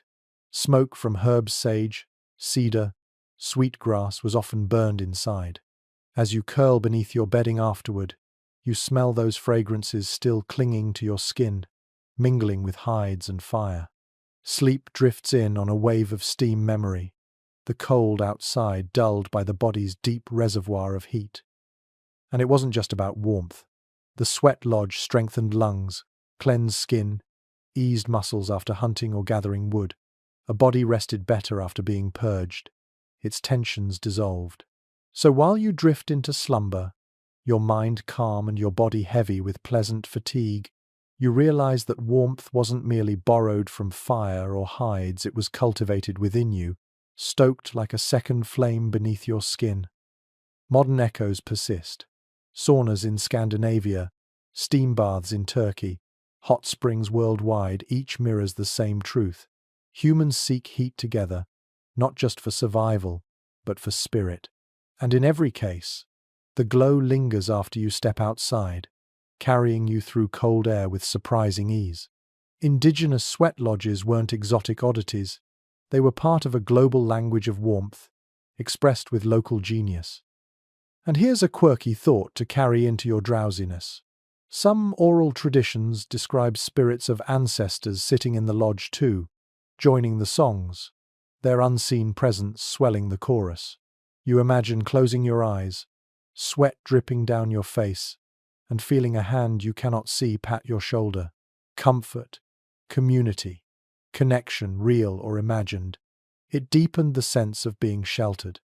So as you stretch out after leaving the lodge, hides wrapped tight, your skin still buzzing with heat, you feel a rare peace. The night is still winter, the air still deadly, but you are fortified from the inside out. And before your eyes close fully, you sense the next lesson waiting. The tools of bone and antler that carved shelters and made survival possible when wood or stone alone couldn't suffice. The ingenuity of shaping nature with nature itself, that's what you'll discover next. You wake in the cool hush after the sweat lodge, your body still glowing with residual heat, and you notice the quiet industry around camp. People aren't just resting, they're shaping. Bone and antler tools clink softly as hands carve, scrape, and bore. Survival here wasn't only about finding shelter, it was about making the tools that allowed shelters to exist. Without steel, without iron, nails, or axes, native peoples turned to the most immediate resources: the bones of the animals they hunted and the antlers shed by deer, elk, or moose. Archaeological evidence confirms that bone awls, antler wedges, and sharpened scapular blades were among the earliest and most reliable instruments for building. Picture someone peeling bark with a rib honed to an edge, or driving an antler wedge into frozen ground to loosen soil for a pit shelter. These weren't crude improvisations, they were crafted deliberately, with skill that rivaled any blacksmith's precision. Here's a fascinating aside. Some antler tools were left partially rough on purpose. The texture gave better grip, especially in freezing weather when smooth surfaces slipped in cold hands. You can imagine a hunter smiling wryly at the idea that a polished tool might look pretty but could cost him fingers when frost bit down. Practicality trumped appearance every time. The tactile experience is clear in your imagination. You wrap your hand around a heavy moose antler, its surface ridged and warm despite the cold air. The weight feels balanced, the point honed by repeated scraping. As you press it against frozen ground, you feel the jolt up your arm when it strikes, the slow crumble of dirt and ice giving way. Each strike echoes survival, one more inch of soil loosened, one step closer to shelter. Researchers continue to debate the extent to which bone and antler tools replaced stone. Some argue that stone blades remained primary, with bone used only as backup. Others point to wear marks, suggesting bone implements were everyday necessities, easier to sharpen, lighter to carry, and more versatile. The truth, as usual, may lie in a blend. Different environments favored different tools. Still, what's certain is that bone and antler were never waste. When an animal gave its body, its skeleton too became part of the circle of survival. The soundscape of tool-making lulls you as you drift, scraping noises as sinew strings pull across bone, a steady thump as antler wedges hammer wood poles into frozen soil, the delicate crackle of bark being stripped away. These are the quiet music of preparation, the rhythms that ensured nights were spent in warmth instead of shivering under stars. And there's a curious, almost playful side to these tools. Children carved small imitations, learning the craft by copying their elders. Some of these toys survive in archaeological sites. Tiny awls and scrapers, too delicate to use seriously, but perfect for teaching. Picture a child proudly showing off a crooked bone needle, grinning wide when an elder nods approval. Even play carried the weight of necessity, because one day that child's skill would keep the family alive. Spiritual significance lingered too. In some traditions, antlers symbolized strength, renewal, and connection to the animal world. To use antler tools wasn't only practical, it was a way of honoring the creature that had provided both food and implements. Each strike of the wedge or cut of the scraper carried gratitude, a silent acknowledgement that survival was shared between human and animal. Modern parallels abound. Think of plastic or aluminum tools today, lightweight and durable, replacing heavier steel in certain contexts. The principle is the same. Use what works, not what tradition dictates. Bone and antler were the ultralight gear of their time, refined through endless generations of testing. The feel of these tools against your skin stays with you as you settle again to rest. The antler's ridges press into your palm, the smell of fresh-shaved bone lingers sharp and slightly sweet in the air. You picture hunters returning from the day's labor, hands roughened but proud, tools ready for tomorrow's shelter building or firewood cutting. The cold may be relentless, but so too is ingenuity. And then there's the quirky image you can't shake. An elder sharpening a rib blade by the fire, humming softly, while a child pretends to cut the air with their toy version. Around them, the camp quiets, the fire steadies, and the smell of hides and smoke fills the air. In that moment, the divide between tool, toy, ritual, and survival blurs. Everything serves life, and life serves everything. As your eyes close, you feel the weight of bone and antler tools resting nearby, silent guardians of the night. And you realize that survival wasn't only about warmth from objects, but warmth from relationships even with animals. That truth comes clearer in the next lesson, when you discover how dogs themselves became companions, not just in the hunt, but in the night's deepest cold. The faint glow of embers steadies your breathing, but this night feels colder than most. The hides are heavy, the bark wall holds firm, yet the frost creeps in all the same. You shift, pulling your robe tighter, when suddenly you feel a different kind of warmth alive, rhythmic, breathing beside you.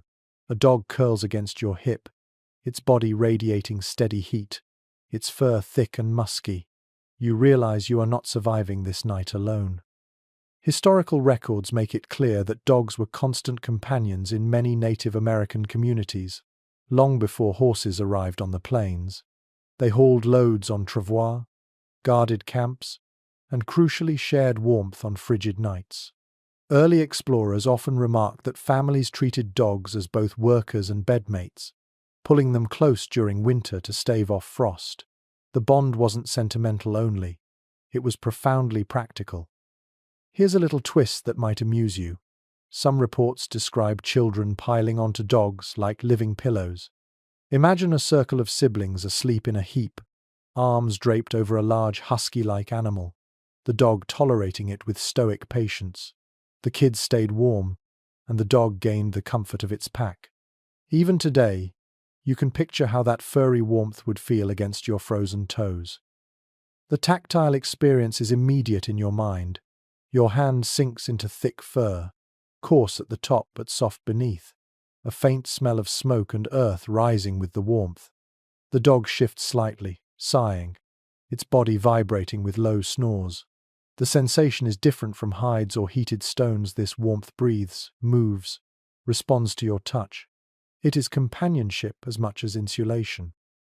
Researchers still debate how widespread this practice was. Some evidence suggests dogs slept mainly with children, offering both warmth and protection. Others argue adults too relied on them, particularly hunters away from camp. The truth likely varied by region, but what remains clear is that no creature was wasted. Dogs hunted, carried, barked alarms, and then lay down to serve as blankets when needed. And dogs weren't just passive providers of heat, they chose their spots strategically. A clever animal curled against a fire's edge, then pressed itself against your side, acting as a living conduit of warmth. In groups, dogs piled among people, their combined heat raising the entire shelter's temperature. You imagine drifting off to the muffled sound of multiple canines breathing steadily, their presence transforming the fragile shelter into something closer to home. There's an odd footnote, too. Early fur traders complained about the smell of camps thick with dogs, describing it as overpowering. Yet what they dismissed as stench was simply the natural odor of survival. To indigenous families, the scent of dog meant warmth, vigilance, loyalty. It was the smell of life preserved through winter. The soundscape at night was distinctive. Beyond the fire crackling and the snores of humans, dogs whimpered in dreams, paws twitching as if chasing something unseen. Occasionally, a low growl rumbled when wolves howled outside the circle, reminding you that these animals were not just heaters but guardians. Falling asleep with a dog pressed against you, you knew danger outside would not approach unnoticed. And spiritually, dogs carried deeper meaning. In some traditions, they were guides to the afterlife, guardians between worlds. To sleep with one beside you was not merely comfort, but protection of the soul. Their warmth wasn't just physical, it was reassurance that even in dreams you weren't alone. Modern parallels are obvious. Millions of people still let dogs share their beds, not out of necessity but affection. Yet even now, pet owners wake on winter mornings with cold feet warmed by a loyal animal curled at the bottom of the bed. That primal exchange heat for companionship remains unchanged. The emotional comfort of it lingers with you as you imagine lying in that crowded shelter. Children giggle softly before sleep, hugging a dog tight. Elders smile faintly, listening to the canine chorus of snores and yips. Hunters rest easier, knowing their companions will alert them if trouble nears. The warmth isn't just thermal, it's emotional, communal, stitched into the rhythm of camp life. And of course, not every night was peaceful. Dogs sometimes fought for space, or barked suddenly at shadows, disturbing sleep. Fleas and ticks traveled between fur and human. Yet even these inconveniences were tolerated, because without the dogs, nights would have been crueler, colder, lonelier. Survival rarely meant perfection, it meant partnership. You reach out now, in your mind, stroking the dog curled beside you. Its fur is thick with winter, its ears twitch as it dreams. You feel your own breath sinking with its rhythm, a strange comfort that slows your heartbeat, loosens your muscles. Wrapped in hides, pressed against both family and animal, you realize how deeply intertwined life was here. Humans did not conquer winter alone. They survived by weaving their lives with the animals that walked beside them. And as you drift into sleep with this loyal warmth at your side, another image stirs.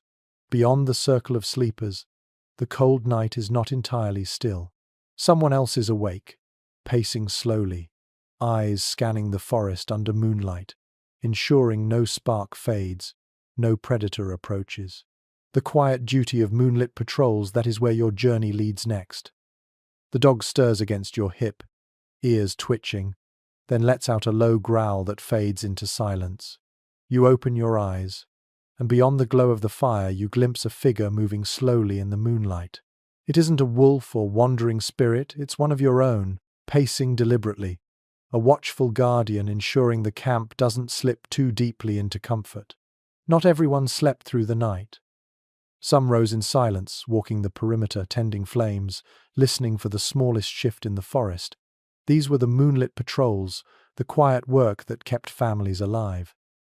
Historical descriptions tell us plainly that in many native encampments, someone always kept watch. This wasn't just about feeding the fire, it was about vigilance. Wolves prowled at the edges, bears sometimes woke from hibernation, and enemies could approach unseen in the darkness. To fall into total sleep was to invite disaster, and so patrols were woven into the rhythm of winter nights. A slow circling, a constant listening, an assurance that the camp was never fully vulnerable. Here's a detail that feels both practical and poetic. Watchers often timed their patrols by the moon. The waxing or waning glow determined how far they could see, where shadows fell, how long each circuit of the camp took. In a world without clocks, the sky was the schedule. Imagine stepping out into crisp night air, the snow crunching under your moccasins, glancing upward to judge your time not by numbers, but by the silver disk sliding across the heavens. The sensory experience is vivid. You feel the cold bite harder once you leave the shared warmth of hides. Your breath puffs white, freezing against the edge of your hood. The ground beneath you squeaks sharply with each step, the sound carrying far in the silence. From inside the camp, you hear the muffled snores of sleepers, the soft crackle of fire, the occasional whimper of a dreaming dog. But outside, on the perimeter, it is only you and the vastness of winter. Scholars continue to debate how structured these patrols were. Some evidence suggests formal rotation, each adult responsible for a set time during the night. Other accounts describe more fluid systems where lighter sleepers rose naturally, took a turn, and returned to rest when fatigue won. Perhaps it shifted depending on season, danger, or tribe. But the constant remains. Someone always carried the burden of wakefulness, so others could dream in peace. You can almost hear the mind of the watcher as he walks. He notes the sparks drifting upward from the fire, making sure no embers fly into bark walls. He listens for wolves. Are they near, or far off tonight? He pauses to gaze at the stars, checking their arrangement, noting shifts that might predict weather changes. Then he returns to the fire, kneels, stirs the coals, and lays a log gently across them, watching it hiss and catch. His hands smell of smoke now, his cheeks sting with cold, but he feels a quiet satisfaction. The camp is safe. And sometimes, watchers spoke to themselves, or to the fire, or to the spirits they believed hovered near. One missionary recorded hearing a man whisper prayers into the night, thanking the moon for its light, asking the trees to guard the children, promising to feed the fire faithfully. To him, patrol wasn't drudgery, it was a sacred duty, a conversation with the living world. You imagine your own breath forming words in that cold air, soft prayers carried upward into the glittering stars. There's a quirky glimpse that might make you smile. Young men sometimes treated patrol as an opportunity to boast bravery. They would walk farther than necessary, daring themselves to approach the tree line, to prove they weren't afraid.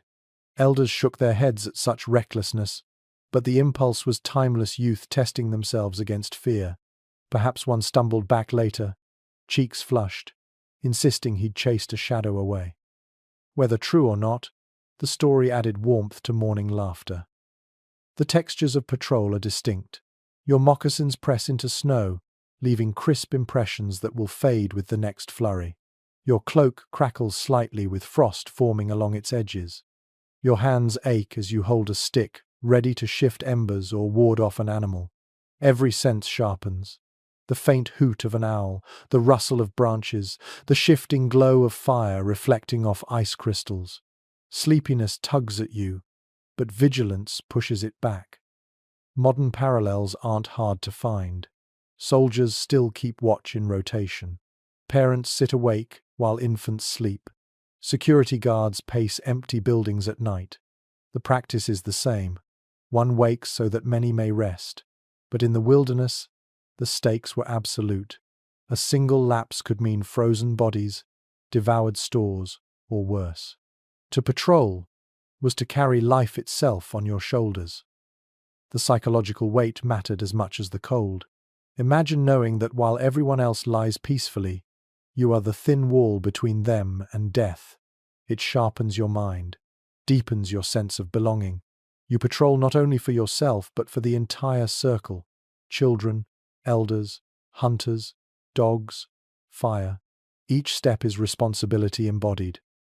And yet, there is a strange peace to it too. The quiet, the moonlight, the rhythm of breath and step, these things lull even the watcher into a trance. Many later recalled moments of awe: the aurora shimmering overhead, wolves howling in harmony from far hills, snow falling silently in a way that made the world feel sacred. To patrol was to witness the beauty of night in ways sleepers never could. As dawn edges closer, the watcher kneels once more by the fire, coaxing flames higher for the waking day. He slips back under his robe, his body chilled but his spirit content, knowing he has carried his share.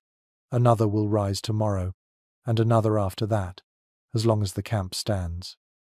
And as you drift into your own drowsy state, wrapped in warmth regained from hides and fire, you realize the next lesson awaits.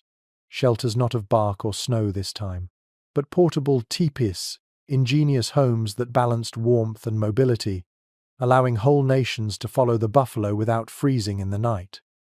The patrol fades back into the shadows, and dawn paints the horizon pale blue. You sit up, rubbing the sleep from your eyes, and notice the outlines of homes scattered across the snowy plain. Tall, elegant structures rise like inverted cones, their hides stretched smooth, poles pointing skyward as though in conversation with the heavens. These are teepees, and they are more than homes. They are the embodiment of warmth made portable, the architectural secret that allowed entire nations to move freely yet never freeze. Historical records leave little doubt. The teepee was one of the most efficient shelters ever devised for cold climates. A frame of long poles, usually 12 to 20 in number, lashed at the top and spread in a circle, created a stable skeleton.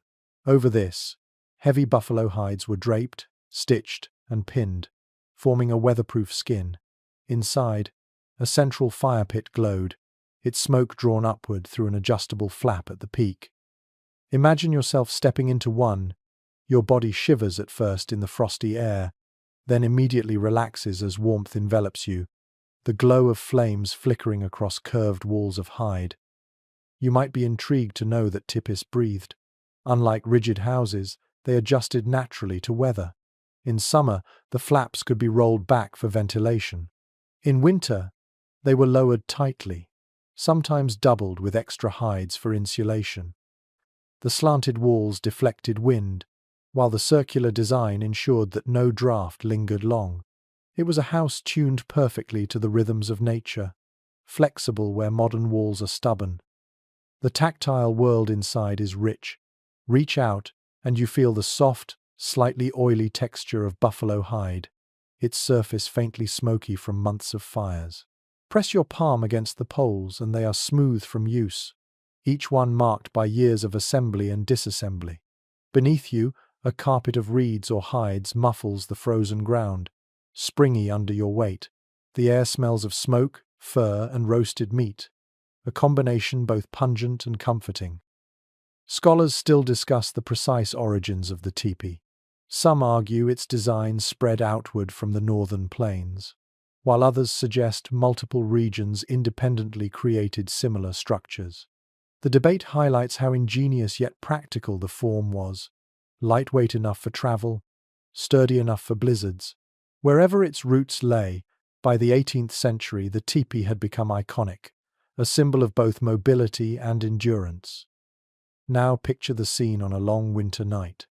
A fire crackles in the center, small enough not to overwhelm but steady enough to warm the circular space. Children sit closest, basking in the glow, while adults rest around the edges. The smoke rises slowly, drifting toward the peak. You lie back against a robe, listening to sparks crackle and the low murmur of voices. Outside, Snow falls silently, piling against the base, sealing the tipi even tighter. Inside, it feels like another world, cozy, communal, safe. Here's a quirky detail that might surprise you. Families often marked their tipis with personal symbols painted on the hides. Some depicted dreams, visions, or great hunts. Others used patterns of stars or animals. So while each tipi shared the same basic shape, no two were truly alike. Imagine drifting to sleep beneath painted images of buffalo or constellations, the flicker of firelight making them seem to move across the walls. It wasn't just shelter. It was story, identity, memory. The process of setting one up was itself a ritual of efficiency.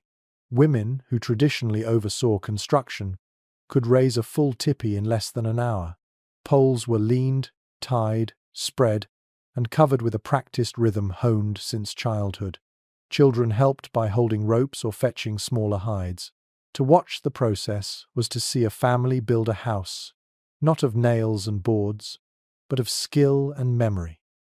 Modern designers still marvel at the tipi's aerodynamic resilience.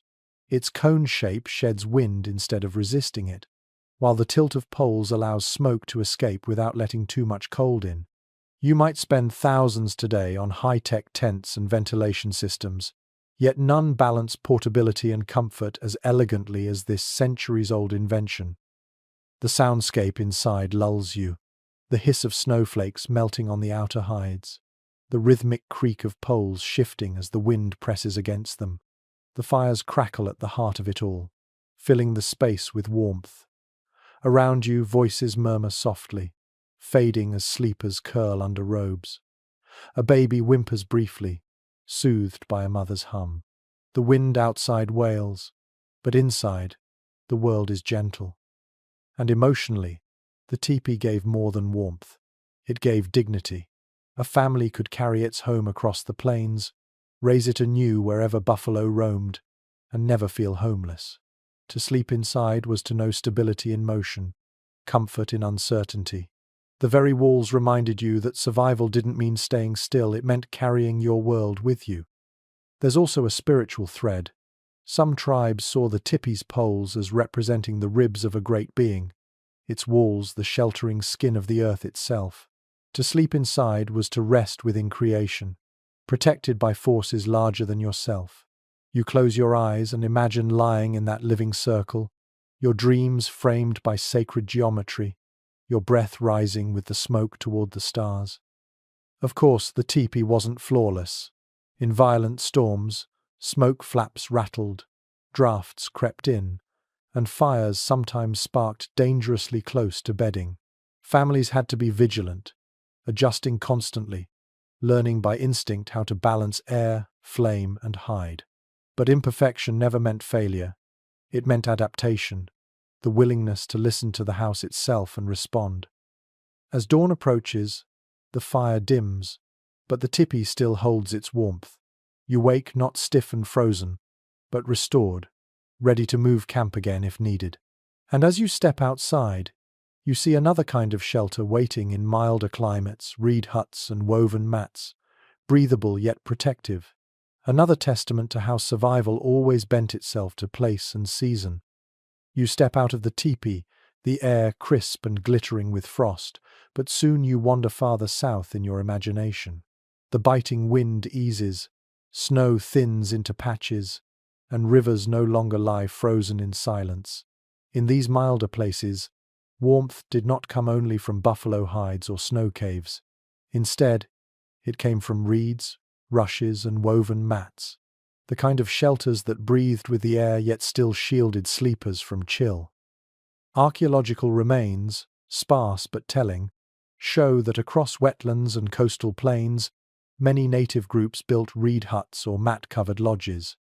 The principle was simple: gather bulrushes, reeds, or tule plants, dry them, and weave them into broad mats. These mats could be layered over frameworks of poles, much like bark or hides in colder regions. They kept out wind and rain, while allowing air to circulate, perfect for climates where winters were cool but not brutal. You might be surprised to learn that these mats weren't only for walls. Families spread them beneath bedding, stacked them as insulation, or rolled them into pillows. A reed mat might serve as floor, wall, roof, and blanket, depending on need. They were as versatile as the cattail fluff you imagined earlier, but sturdier, easier to carry, and reusable for years. Picture the tactile sensation of lying down on one of these mats. Your hand brushes over the surface smooth in one direction, prickly in the other, with faint grooves from where reeds were tied. Beneath you, the mat creaks softly as it shifts against the ground. Above, more mats hang as walls, the gaps small enough to block wind, but wide enough to let smoke curl through. You inhale, and the air smells faintly of dried grass, sun-warmed and earthy, even in the heart of winter. Historians continue to discuss whether reed huts were purely seasonal or used year-round. Some evidence suggests tribes along the California coast and in the southeast lived in such shelters year after year, their mats replaced when worn. Others argue they were more transitional, built quickly for seasonal hunting or fishing trips. The debate remains unresolved, but what's clear is their importance. Without mats, nights by riverbanks or lake shores would have been far harsher. And here's a quirky glimpse into daily life. Children sometimes played by rolling themselves tightly in reed mats, pretending to be cocoons or animals. Early European observers wrote bemusedly about these reed burritos, as though children had invented a game out of insulation. Yet this play carried subtle lessons too. By handling mats from a young age, children learned how to weave, repair, and respect the materials that would one day keep their families warm. The soundscape inside a reed hut is different from a tipi or snow cave. When wind blows, the mats rustle softly, almost like leaves in summer. Rain patters lightly, absorbed into layers before dripping harmlessly to the ground. Fire pops in the center, the smoke drifting upward through small openings. Around you, the night feels less claustrophobic, more airy, yet still protective. The hut breathes, and you breathe with it. Preparation of these mats was labor-intensive. Women harvested reeds in late summer, cutting them close to the root, bundling them, and leaving them to dry. Later, they wove them into long panels using twine made of bark or fiber.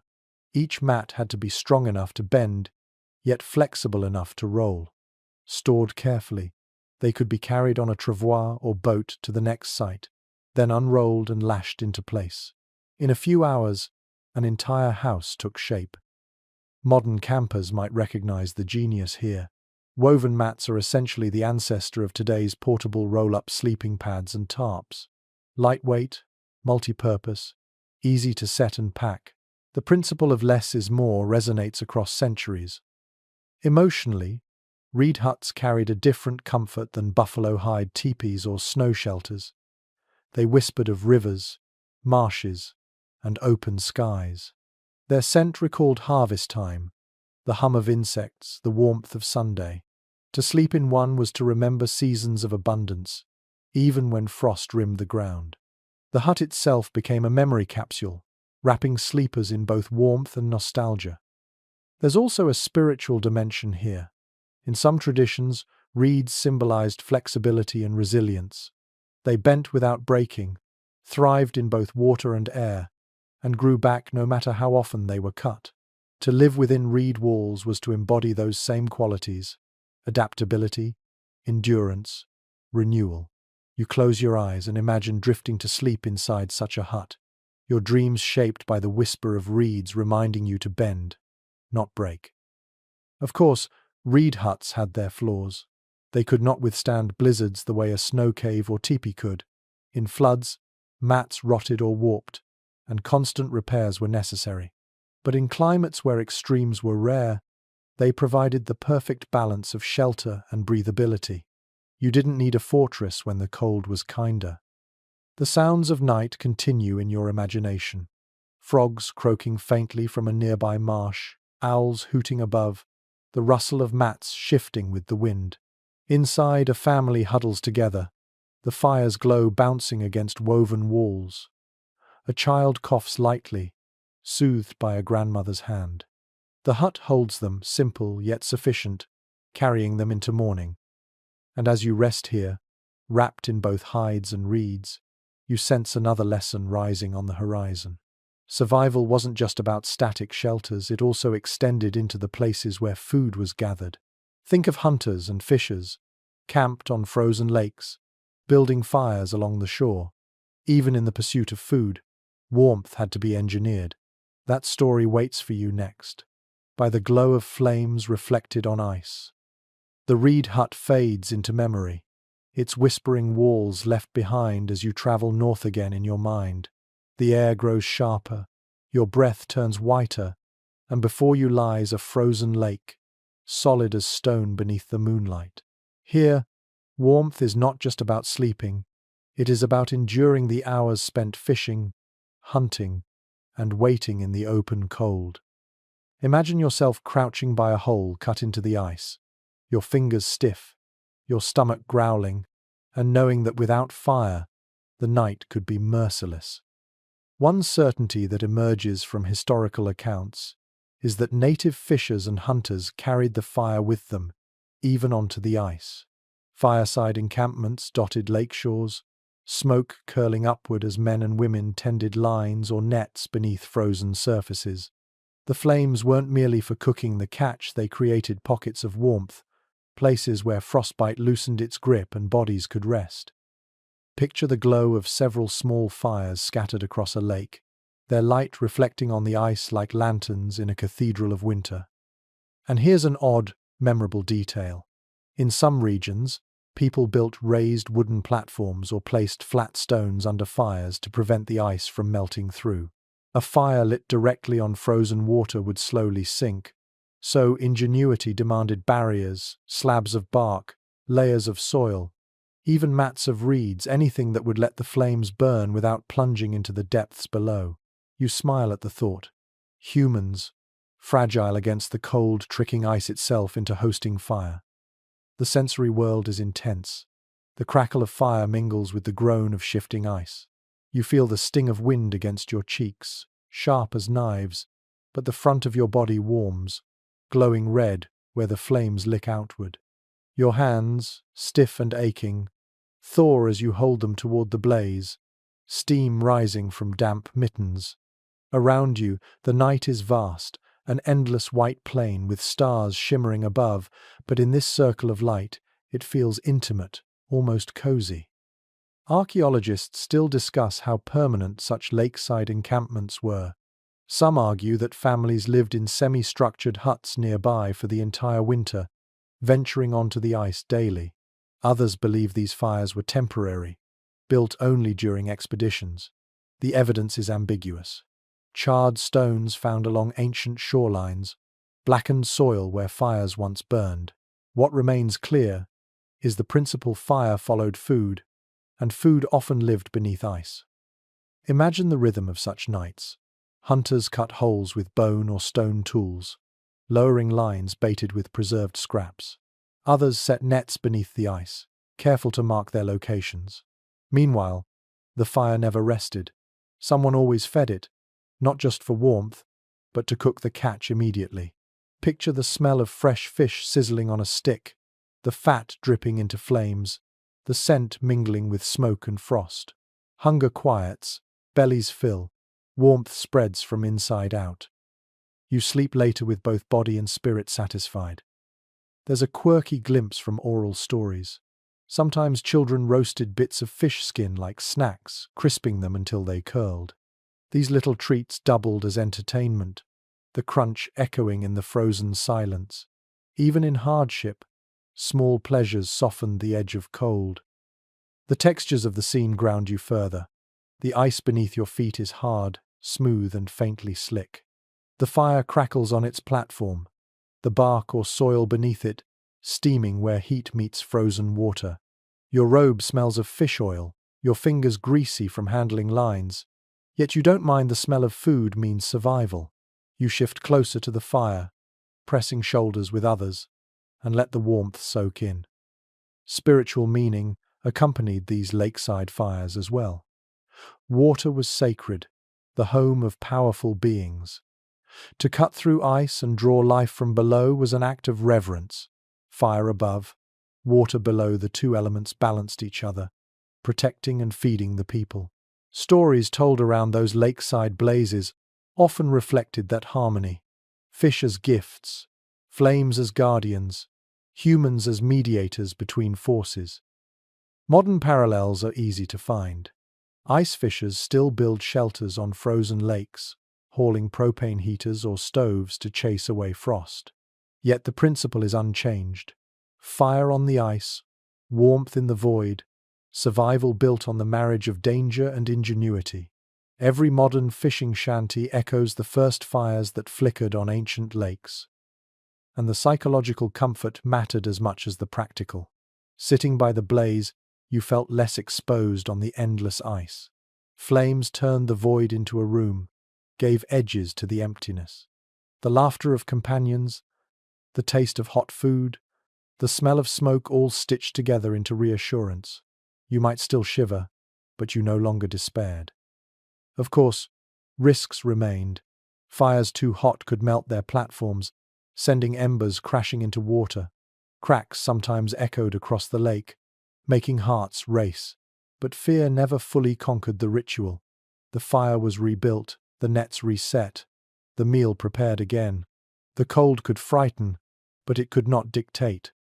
Now, as you finish your imagined meal and curl near the fire's dying embers, you realize warmth was also shaped by change.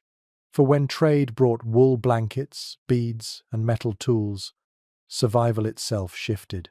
The old tricks blended with new goods, and winter nights were never quite the same. That story of adaptation, of trade for warmth, is what you'll explore next. The fire on the ice sputters low, and you rub your hands together, letting the warmth fade into memory. But as you turn toward camp, you notice something different spread over sleeping families, not just hides, not just reeds or bark mats, but brightly patterned wool blankets. They seem strange at first, out of place in the wilderness, yet they carry their own story. These were trade goods, and once they entered native camps, they forever altered the way people endured winter nights. One detail that historians agree upon is that wool blankets arrived early in the era of European contact, brought by traders in the 17th century and spreading rapidly through networks across the continent. By the 18th and 19th centuries, they were ubiquitous, often exchanged for furs, food, or labor.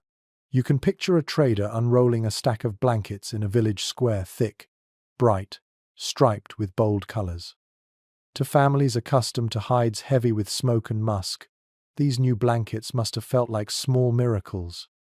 And here's a curious detail worth imagining. Some of the most prized wool blankets were patterned in ways that carried meaning. The Hudson's Bay Company famously produced striped point blankets, each marked with small black lines that indicated size. To Europeans, these were measurements. To native families, they became symbols of trade and status. Owning such a blanket wasn't only about warmth, it was about connection to a new, rapidly shifting world.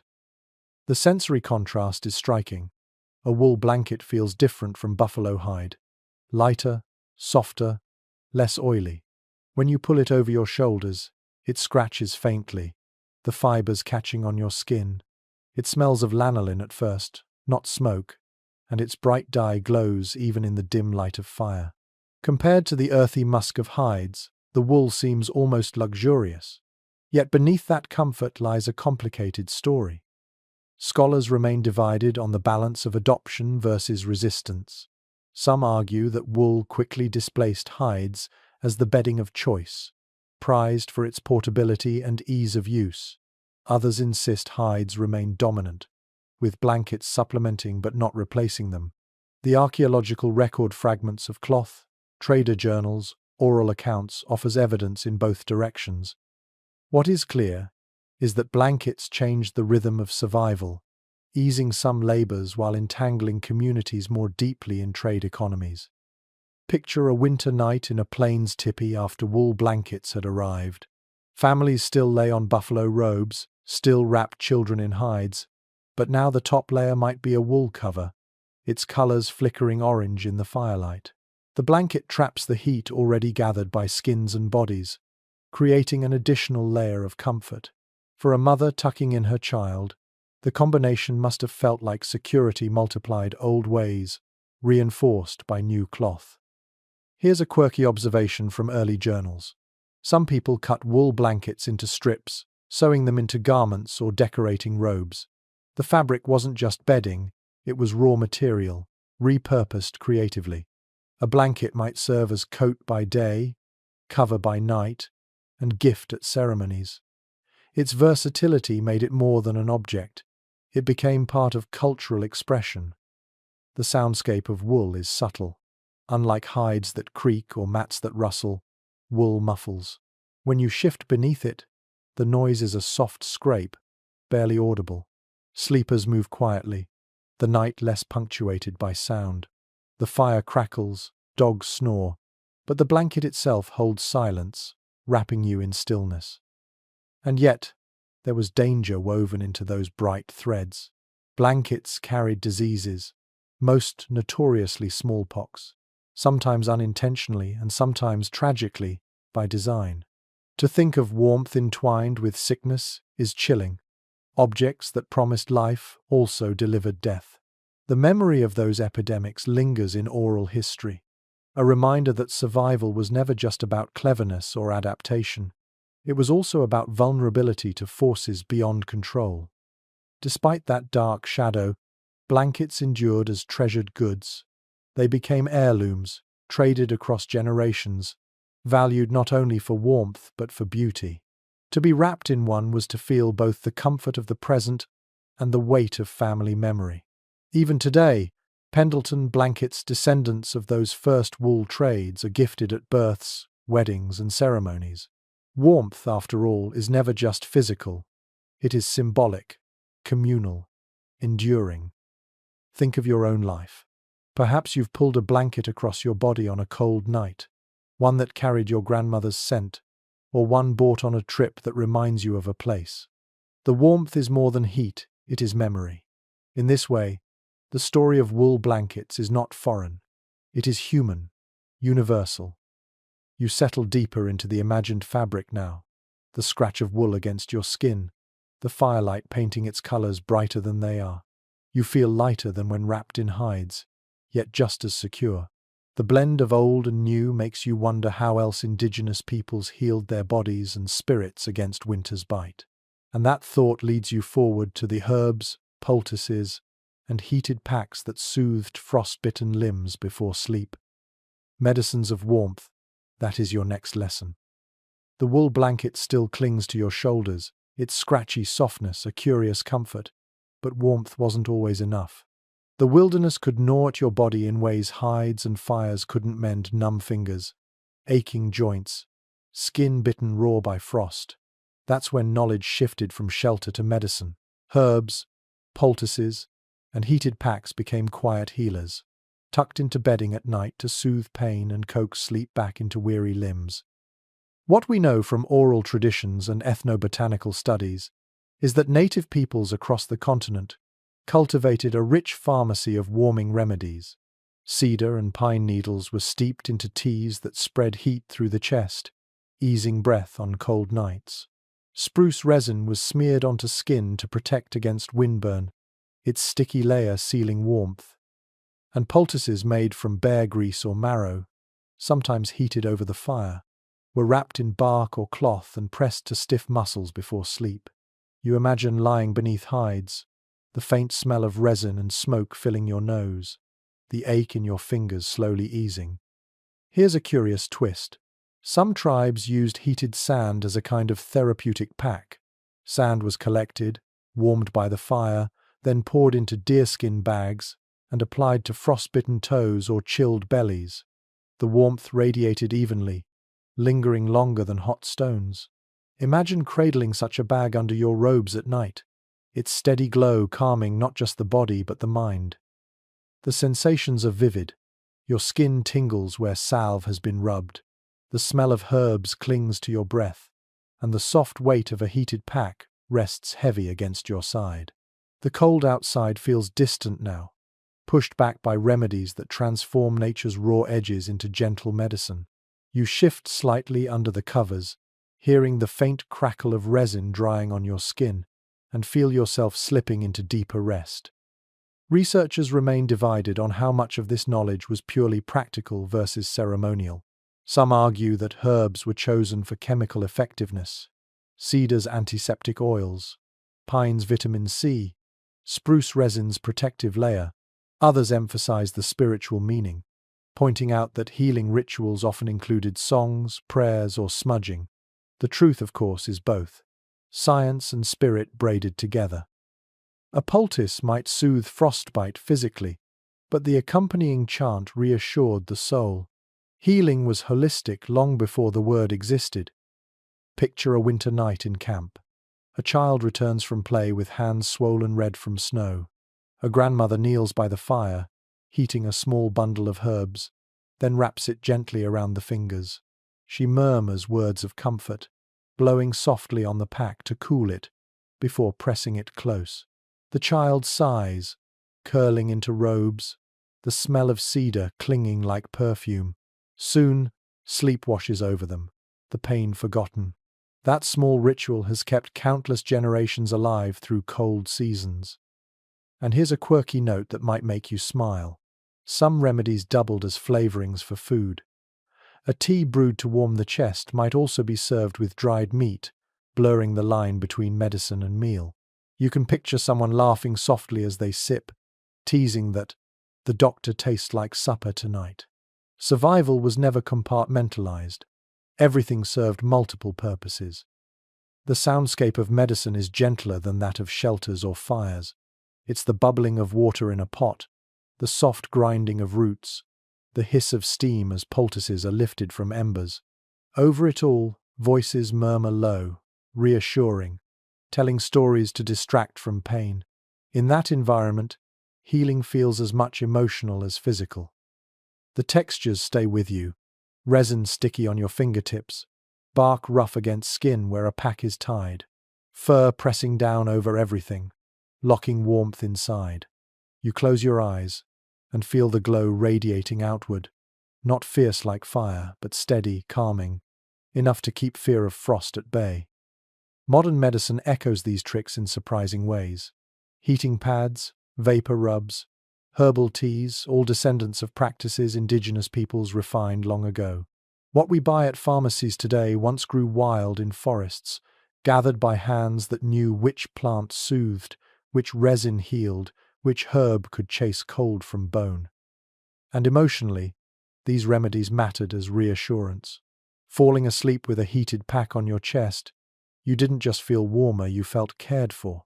Someone had gathered the herbs, prepared the poultice, stayed awake by the fire to heat it for you. That intimacy stitched warmth directly into relationships. Healing wasn't anonymous, it was personal, communal, loving. But challenges lurked too. Some herbs burned if applied carelessly. Some packs grew cold too fast, leaving dampness that chilled instead of comforted. Trial and error shaped the knowledge, and each winter carried its own risks. Yet slowly, across centuries, communities perfected these remedies, weaving them into nightly routines that made survival possible. As you breathe in the scent of cedar and let the heat seep deeper into your bones, you understand the wisdom at play. Survival wasn't only about walls and fires, it was about tending the body as carefully as the flame. A fire left untended goes out. A body left uncared for falters. Both needed feeding, stoking, and gentle vigilance. And tomorrow, you'll see how even children played their part, not only by being healed, but by creating warmth themselves. Games in the snow, dances by the fire, rituals of laughter that kept their blood moving and their spirits high. For in winter, warmth also came from joy. The cedar scent lingers in your nose, the warmth of poultices still glowing faintly on your skin when laughter ripples through the camp. Children tumble across the snow, chasing one another in wide circles, their breath rising in white bursts. At first you think of them as only playing, but then you realize this is survival too. Movement, laughter, and games weren't merely entertainment in the wilderness. they were warmth in disguise. Accounts from early observers describe children rolling in snow, dashing between tipis, or leaping across icy streams, only to collapse in heaps of giggles. Adults smiled at the chaos not only because it lifted spirits, but because it kept little bodies warm. A child in constant motion was less likely to shiver, less likely to grow stiff and sick in the cold. What looked like play was, in truth, a carefully tolerated survival mechanism. Here's a detail that makes you pause. Even in the coldest nights, some children were sent running short distances before bed. The idea was simple. Let their blood pump, let their cheeks flush, so that when they curled into hides, their bodies carried heat into the shared bedding. Imagine a mother urging her son to sprint to the nearest tree and back, his legs pounding, his breath ragged, and then tucking him quickly between siblings so that warmth radiated from his still glowing skin. A game turned into insulation. The sensory world is lively. Snow squeaks under bare feet or soft moccasins. Shrieks echo as children dodge one another. Dogs bark, joining the chase. The fire flickers brighter with each gust of running bodies stirring air. When the game ends, the children collapse into piles of furs, their laughter dissolving into yawns, their limbs twitching with leftover energy. Sleep comes fast after such exertion, their warmth spilling into the group. Scholars continue to discuss whether these activities were deliberate strategies taught by elders or simply natural exuberance channeled wisely. Some accounts frame them as intentional routines, almost like exercises. Others suggest adults simply allowed children's instinctive play to do the work. Either way, the outcome was the same. Movement prevented cold from claiming young bodies during the long nights. And play wasn't limited to children. Adults joined two dances by the fire, contests of endurance, snowball skirmishes, or simple storytelling accompanied by gestures and laughter. Each activity stirred blood, loosened stiff muscles, and left people warmer before lying down.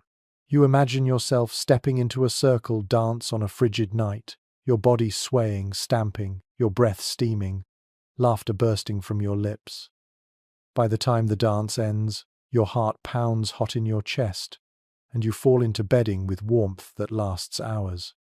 There's a quirky anecdote from fur traders who witnessed children sliding on frozen hills using flattened bark as sleds. They complained the noise disturbed their sleep, but later admitted the children rarely seemed cold despite thin clothing. The answer was obvious. Joy kept them warm.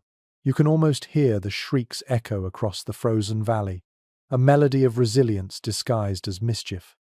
The textures of play linger in your imagination.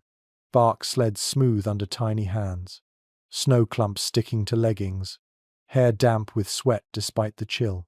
Even the feel of a child's hand, icy at first, then growing warm as it clutches yours during a game. Warmth born not from fire or hides, but from energy and closeness. Spiritual teachings sometimes wove this truth into story. Some tales warned that laziness invited cold spirits, while laughter and movement kept those spirits at bay. To sleep without play was to court frost.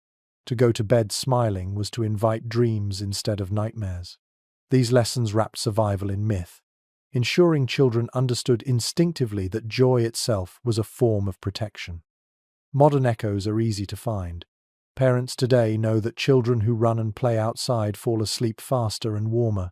Doctors recommend movement to improve circulation on cold days. Athletes train in winter not just for strength, but to avoid hypothermia. The principle is timeless. Heat is made, not only borrowed, and the emotional comfort mattered deeply. Imagine ending a day of hardship with laughter echoing across the camp.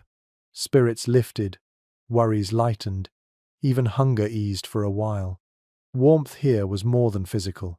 It was joy layered over struggle, laughter woven into survival. You close your eyes and feel that truth settle into you. A camp filled with laughter is a camp that wakes alive. Of course, not every game was safe. Sometimes children slipped on ice, sometimes they grew too sweaty and chilled afterward. Elders kept careful eyes, stepping in to calm play when it threatened health. Balance was always the law of winter survival, too much risk, and warmth turned to danger. As you lie back now, your mind replaying the sound of children's laughter blending with crackling fire, you realize survival wasn't built only on hides and firewood. It was built on movement, energy, and joy. And when play settled into exhaustion, stories carried the warmth further. For words themselves became blankets, tales told around flames wrapping listeners in comfort until sleep claimed them.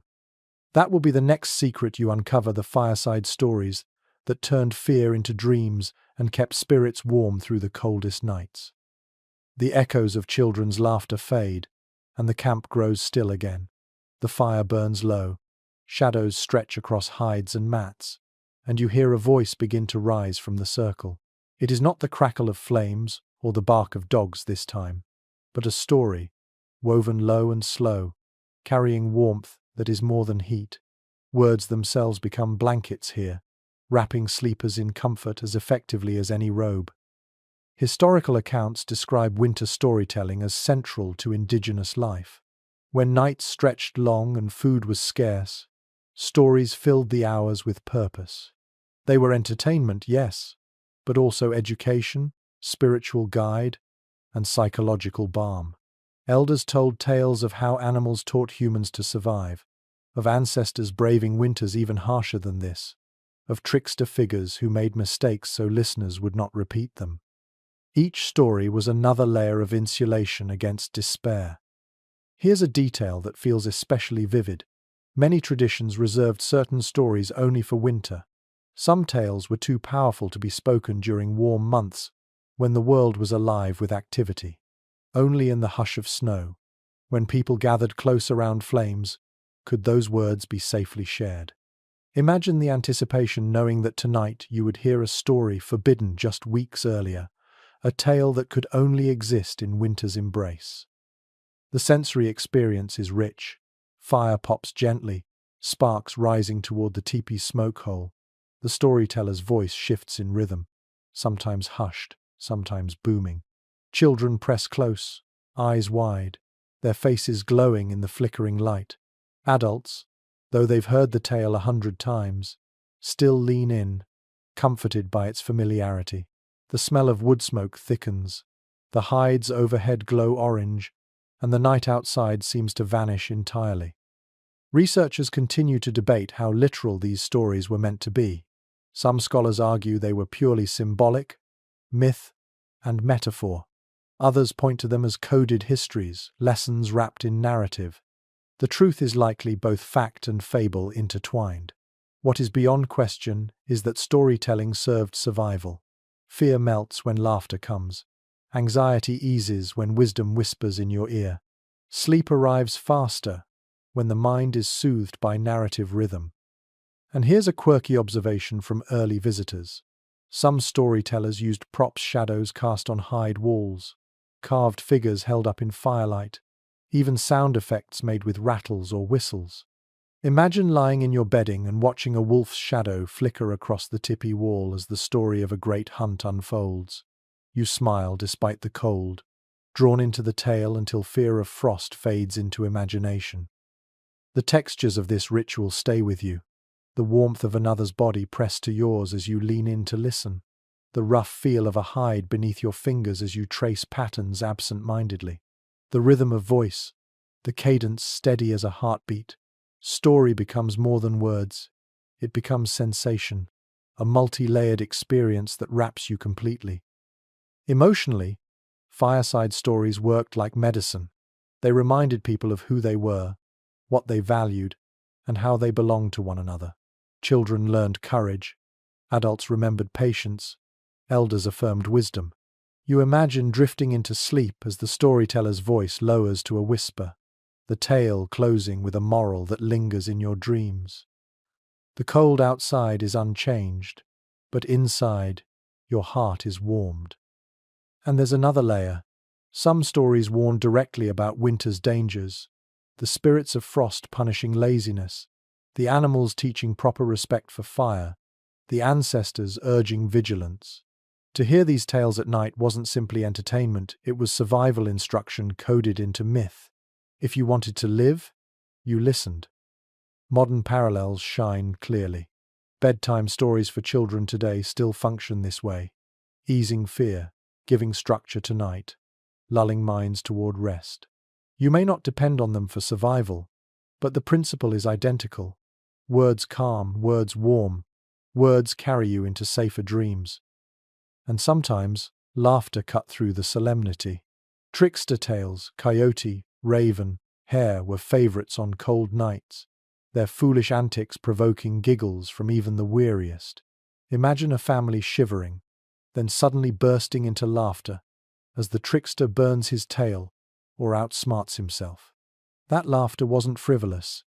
It was survival, sparking warmth from within when no firewood remained. As you lie under your hides now, you hear the last notes of a story fading into silence.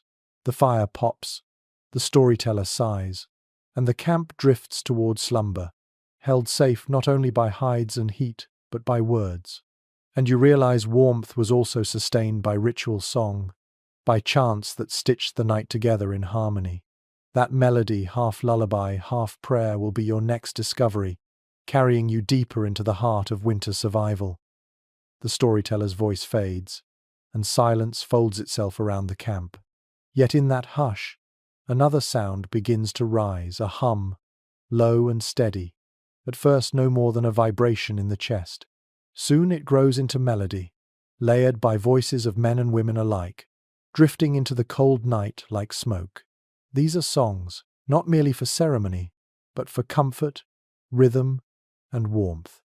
Music itself became a blanket, softening the edges of winter. Ethnographers have long noted that song was woven into nightly life across countless native nations. Some chants called to ancestors, others honored animals, while still others functioned simply as lullabies. These weren't performances as you might imagine today. They were living currents, flowing through shelters in tones that steadied hearts and bodies. Imagine yourself lying under hides, the fire glowing low, and a voice humming above you, deep, resonant, rising and falling until your breath unconsciously syncs with it. Sleep pulls you closer with each note. One striking practice recorded by early visitors was the communal night song. Entire families or small bands would join in unison, their voices not perfectly tuned but perfectly together. The sound filled the tipi or lodge, reverberating against walls, creating a warmth that was not physical but palpable. Even without understanding the words, you would feel it, the pulse of unity humming against your ribs. And here's a curious, almost playful detail. Children often learn to drum by tapping on whatever lay nearby: stone, hide, even the hard earth floor. These improvised beats joined the songs, sometimes off rhythm, sometimes clumsy, but always welcome. You can imagine the laughter as a child's small hand added its own voice, the irregular thumps transforming the solemn chant into something more tender, more alive. The sensory experience is layered. The fire crackles gently, dogs sigh in their sleep, but above it all the song floats, vibrating in the air. The sound mingles with the smoky smell, with the warmth of bodies pressed close, until you can't separate one from the other. It becomes a tapestry of senses: heat, scent, voice, touch, all weaving together into the night. Researchers still debate whether certain songs were intended solely for ritual or whether their nightly use blurred boundaries. Some anthropologists argue that sacred songs were carefully restricted, while others point out that many chants doubled as lullabies or work rhythms. The evidence suggests a spectrum: songs shifted roles, carrying both the weight of ceremony and the simplicity of comfort. What is not debated is their effect. Songs soothed, steadied, warmed. Picture a winter evening inside a bark lodge. The wind rattles the walls, snow creeps in at the edges. A mother begins humming softly, rocking a child. The melody drifts outward, and soon another voice joins, then another. Before long, the entire family hums together, not loudly but insistently, as though they are weaving sound into insulation. The cold remains outside. Inside, harmony holds the night. There's a quirky glimpse from oral stories that still lingers. Some hunters claimed songs made fires burn longer. Whether coincidence or not, the belief persisted that music itself fed flames, keeping embers alive as long as voices continued. Imagine sitting awake, too tired to gather more wood, singing into the dark and watching the coals glow stubbornly as if listening. The tactile world of music is different from hides or stones. It vibrates in your bones, tickles the edges of your chest, resonates in your skull. You feel the song as much as you hear it. Curling beneath covers, the pulse of a drum nearby feels like a second heartbeat, steadying your own. That sensation, body and rhythm aligned, carried countless sleepers into dreamland. And songs carried more than comfort. They carried identity. Verses reminded people of who they were, where they came from, what spirits watched over them. Falling asleep to such a chant meant drifting into dreams not as an isolated body, but as part of a community bound across generations. You belonged, and belonging itself was warmth. Modern echoes are everywhere. Parents still sing lullabies, not because they're musically skilled, but because voices calm. People still hum to themselves on long walks in the cold, finding rhythm to distract from numbness. Even today, we slip earbuds in and let music carry us through dark nights. It is the same principle. Sound warms what fire cannot reach. Of course, not every song lulled. Some stirred energy chants before hunts, dances performed even in snow. These quickened blood, raised spirits, kept people from sinking into lethargy. Warmth is not always quiet. Sometimes it is loud, pulsing, insistent. You imagine yourself stamping feet in rhythm to a drum, breath steaming, body flushed with exertion. By the time the chant fades, your heart beats hot, and you collapse onto hides still radiating heat from within. As you curl beneath covers now, the imagined song still echoes in your ears. The voices blend into one low hum, a vibration that becomes your lullaby.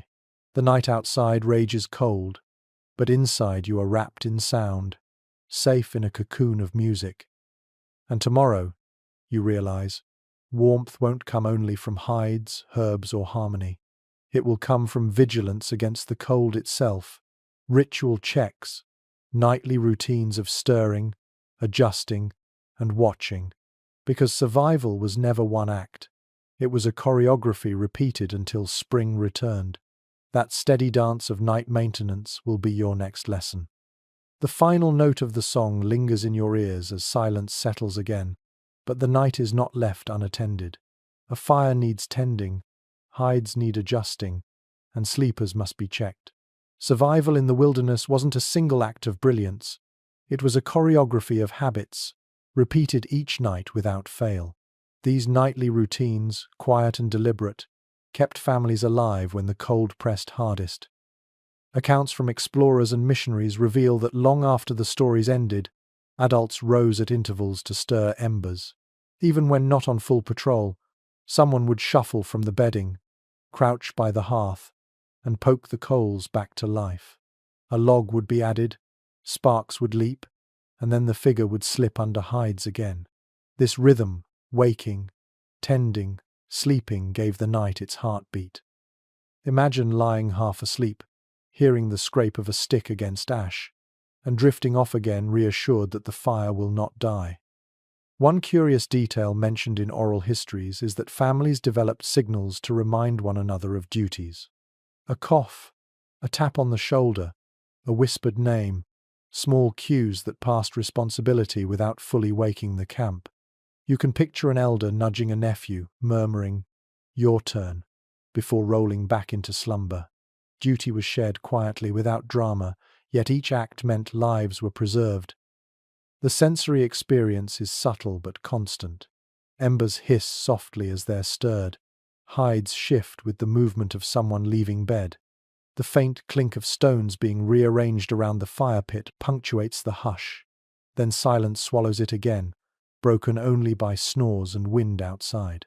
This cycle repeats over hours, a rhythm as natural as breath. Researchers remain divided on whether such routines were universally strict or varied by tribe. Some evidence points to formal systems of rotation, almost like watches on a ship. Others suggest flexibility, with lighter sleepers shouldering more responsibility. The ambiguity itself underscores the adaptability of these communities. Structure where needed, fluidity where possible. And here's a quirky observation. Children sometimes pretended to take part. Too small to handle real firewood, they mimicked adults by poking ashes with tiny sticks or adjusting hides on dolls. Laughter followed, but so did learning. Through play, they absorbed the nightly rituals that one day would rest entirely on their shoulders. The tactile details matter. Your hand closes on a half-charred log, its surface rough, warm at one end and icy at the other. You feel sparks nip your skin as you place it carefully, the fire catching with a sigh. Your fingers smell of smoke. Your robe absorbs the heat as you slip back under it. Each small act leaves its trace, physical proof that duty was fulfilled. Beyond the fire, bedding itself needed adjustment. Hides slid during the night, letting drafts creep in. Elders checked the edges, tucking them back under sleeping children, pulling corners close to block cold. It was like sealing cracks in a dam, the cold always trying to seep through, the people always patching. These gestures, small and repetitive, made the difference between warmth and frostbite. There was also the matter of tools and weapons.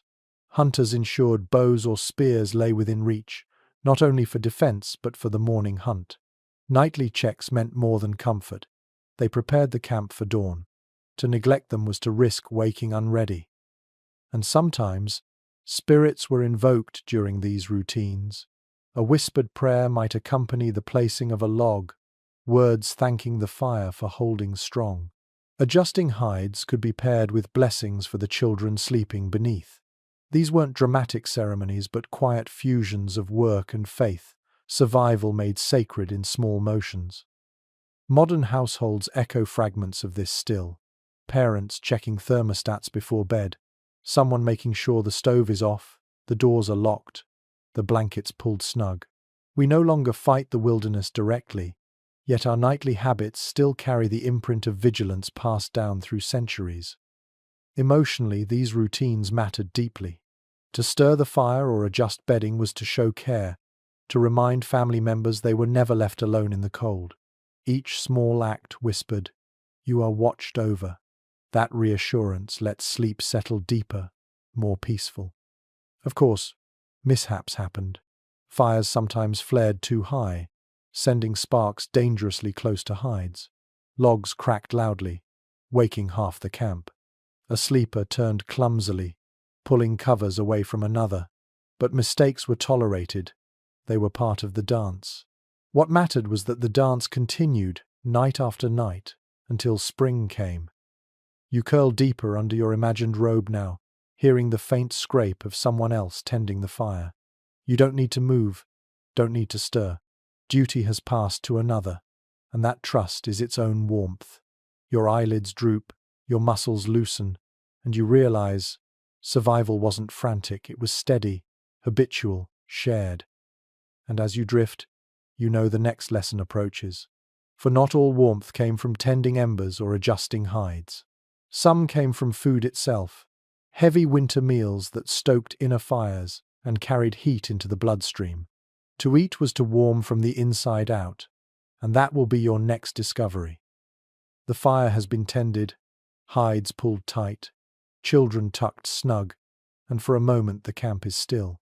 But then a smell drifts across the lodge, rich, savory, heavy with fat, and you realize that warmth did not come only from fire or furs. It came from food, from meals chosen and prepared to keep the body glowing through the long cold.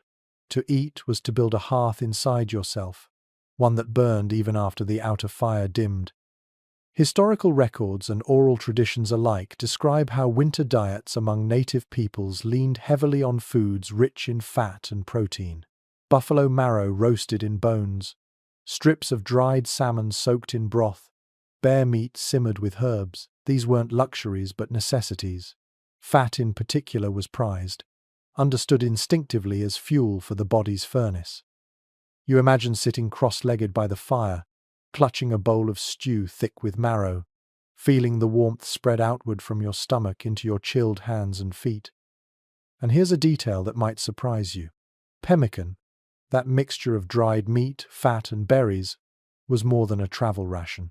In winter it became a nightly staple, its dense calories sustaining hunters and children alike. Imagine unwrapping a pouch of it under hides, scooping a chunk into your mouth, and chewing slowly as the fat melts, coating your tongue, sending waves of warmth through your veins. The flavor is intense. Smoky meat, tart berries, the unmistakable richness of tallow. Survival never tasted subtle. The sensory details surround you. The pot bubbles softly over the fire, steam clouding the lodge, carrying with it the scent of roasted flesh and herbs.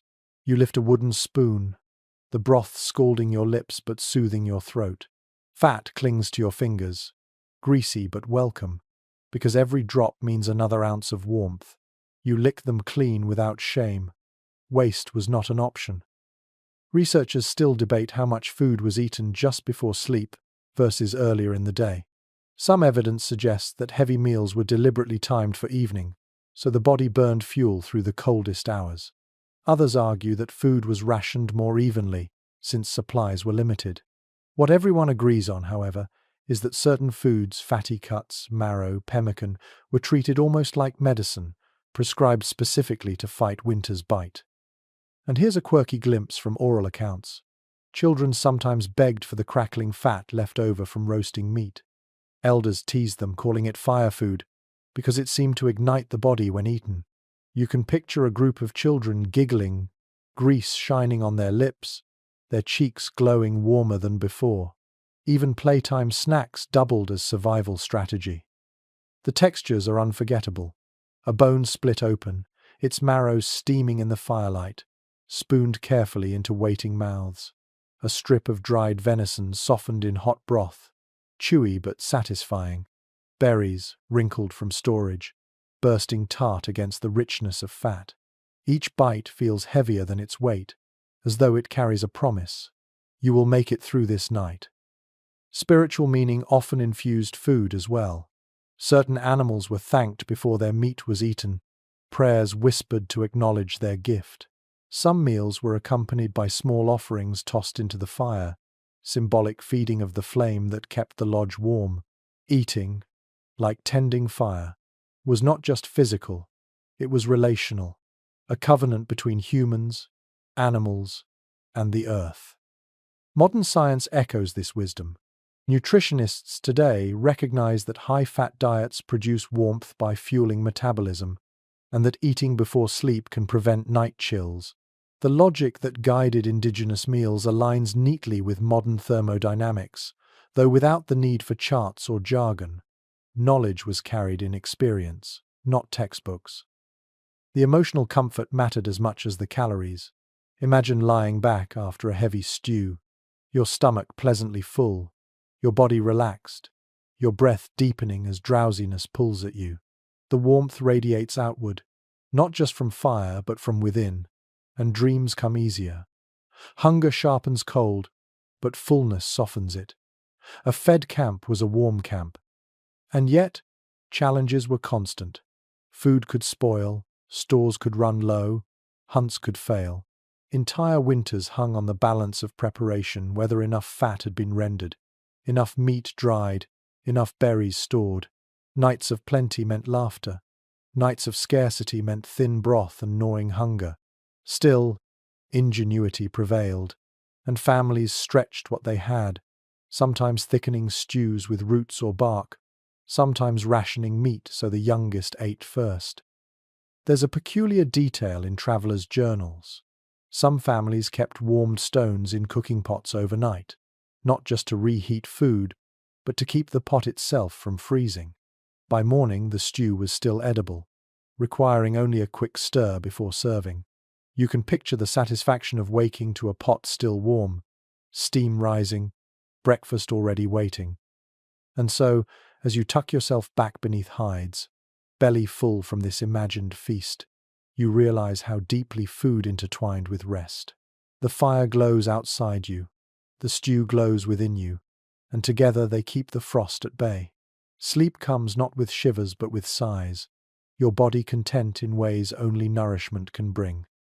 But survival did not end with food alone.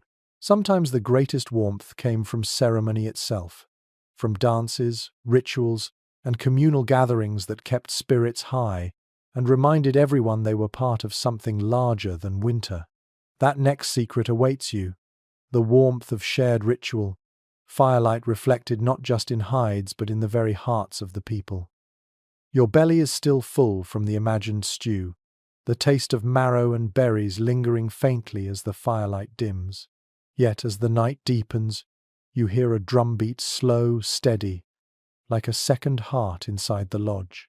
It isn't time for hunting or story alone, it is time for ceremony. In winter, when days were shortest and nights stretched long, rituals themselves became another form of insulation. They warmed not only the body through movement, but the spirit through belonging. One thing historians consistently note is that many native nations used winter months as a season of ceremony. With travel limited and hunts shorter, evenings filled with dances, prayers, and communal rites. These weren't distractions, they were anchors. Ritual structured the cold, gave meaning to suffering, and turned long nights into occasions of strength. Imagine sitting in a circle, the drum pulsing, bodies swaying in rhythm, the fire reflecting off painted faces. Cold air seeps through cracks in the lodge, but you scarcely notice. The energy of ceremony holds you warmer than any robe. Here's a striking detail preserved in oral accounts. Certain winter dances were designed specifically to keep blood flowing, stamping feet in rhythm, circling fires, moving arms in time with the drum. These were acts of devotion, yes, but also of physiology. What better way to chase numbness from toes than to turn survival into celebration? You can almost feel your own heartbeat quicken, your breath puffing white in the air, your chest glowing with heat. The sensory world is layered. The drum booms, rattles, shake. Voices rise in chants that vibrate the walls. Smoke curls upward, carrying the smell of cedar and sage burned as offerings. The ground trembles faintly with the rhythm of feet, mats creaking under weight. Children giggle at first, then fall into rhythm, swept into the circle. Dogs bark excitedly, tails wagging at the noise. Every sense is engaged until the cold is forgotten entirely. Researchers continue to discuss whether the primary aim of such ceremonies was spiritual renewal or practical survival. Some argue that rituals were about aligning with spirits of winter, calling protection from frost and famine. Others emphasize their pragmatic effect: movement, communal bonding, and morale. The likely truth is both. Ceremony blurred the line between necessity and faith, making survival itself sacred. And here's a curious anecdote. Early explorers sometimes tried to join these dances, stomping clumsily in heavy boots, their breathless laughter mingling with the chants. Though awkward, they admitted afterward that they felt warmer than they had in days. It was proof that ritual carried not only spiritual power, but very real physical reward. The tactile elements draw you in. You press your palm against a drum, feeling the vibration ripple through your bones. Your feet strike earth, tingling with warmth as blood surges. Sweat beads at your brow despite the frost creeping around the edges of the lodge. When the dance ends, you collapse back onto hides, muscles burning, lungs full, but body radiating heat like an ember. And the emotional warmth lingers even longer. Ceremony reminded each person they were not enduring the cold alone. The drumbeat was a shared heartbeat. The chant was a shared breath. Loneliness, so dangerous in winter, dissolved into unity. To drift into sleep afterward meant resting not just as one body, but as part of a whole. That belonging itself was insulation. Spiritual meaning deepened the comfort. In some traditions, ceremonies honored animal spirits who guided hunters through snow. Others called upon ancestors to watch over sleepers. A chant before bed might thank the moon for light, or fire for its constancy. These weren't abstract rituals, they were conversations with the very elements that kept people alive.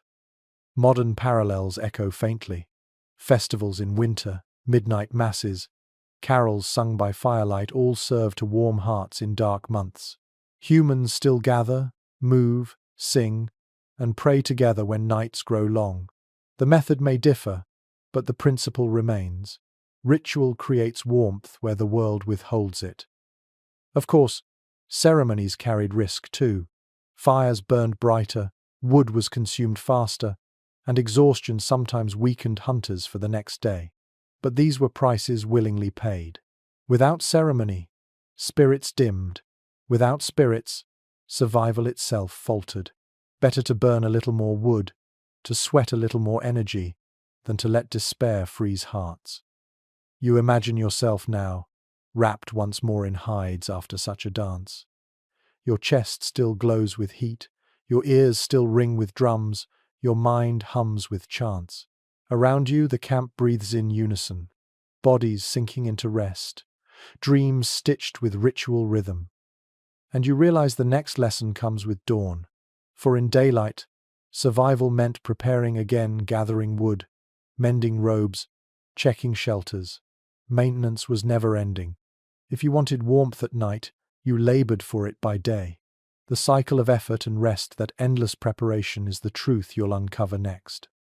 The drums fade, chants soften, and sleep comes easily after ceremony. But with dawn, the truth of winter survival returns. You wake to the pale light of a frozen sun and realize that every comfort of the night, the fire, the hides, the food, even the songs, depends on labor done while the sky is bright. Warmth was never free. Each day was a rehearsal for night, an endless preparation for the cold that waited without mercy.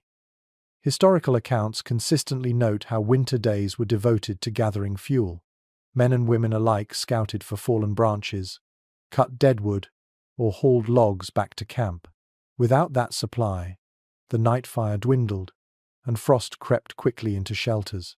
Imagine yourself trudging through knee-deep snow, dragging a branch heavy with frost, your breath ragged, your fingers numb. Each step is exhaustion, yet each step means another hour of warmth later. And here's a detail that makes the picture sharper. Wood was sometimes stored in neat piles, stacked carefully against shelters so snow would insulate rather than smother it. Families marked their wood caches with branches or stones to ensure they weren't lost beneath drifts. A tidy pile wasn't just organization, it was life insurance. The tactile sensations are vivid. Your mittens scrape against bark roughened by frost. The log digs into your shoulder as you carry it. The scent of resin clings to your gloves, sticky and sharp. Even before it burns, the wood leaves its imprint on you, a reminder of the labor it demands. Researchers continue to debate the division of labor in these preparations.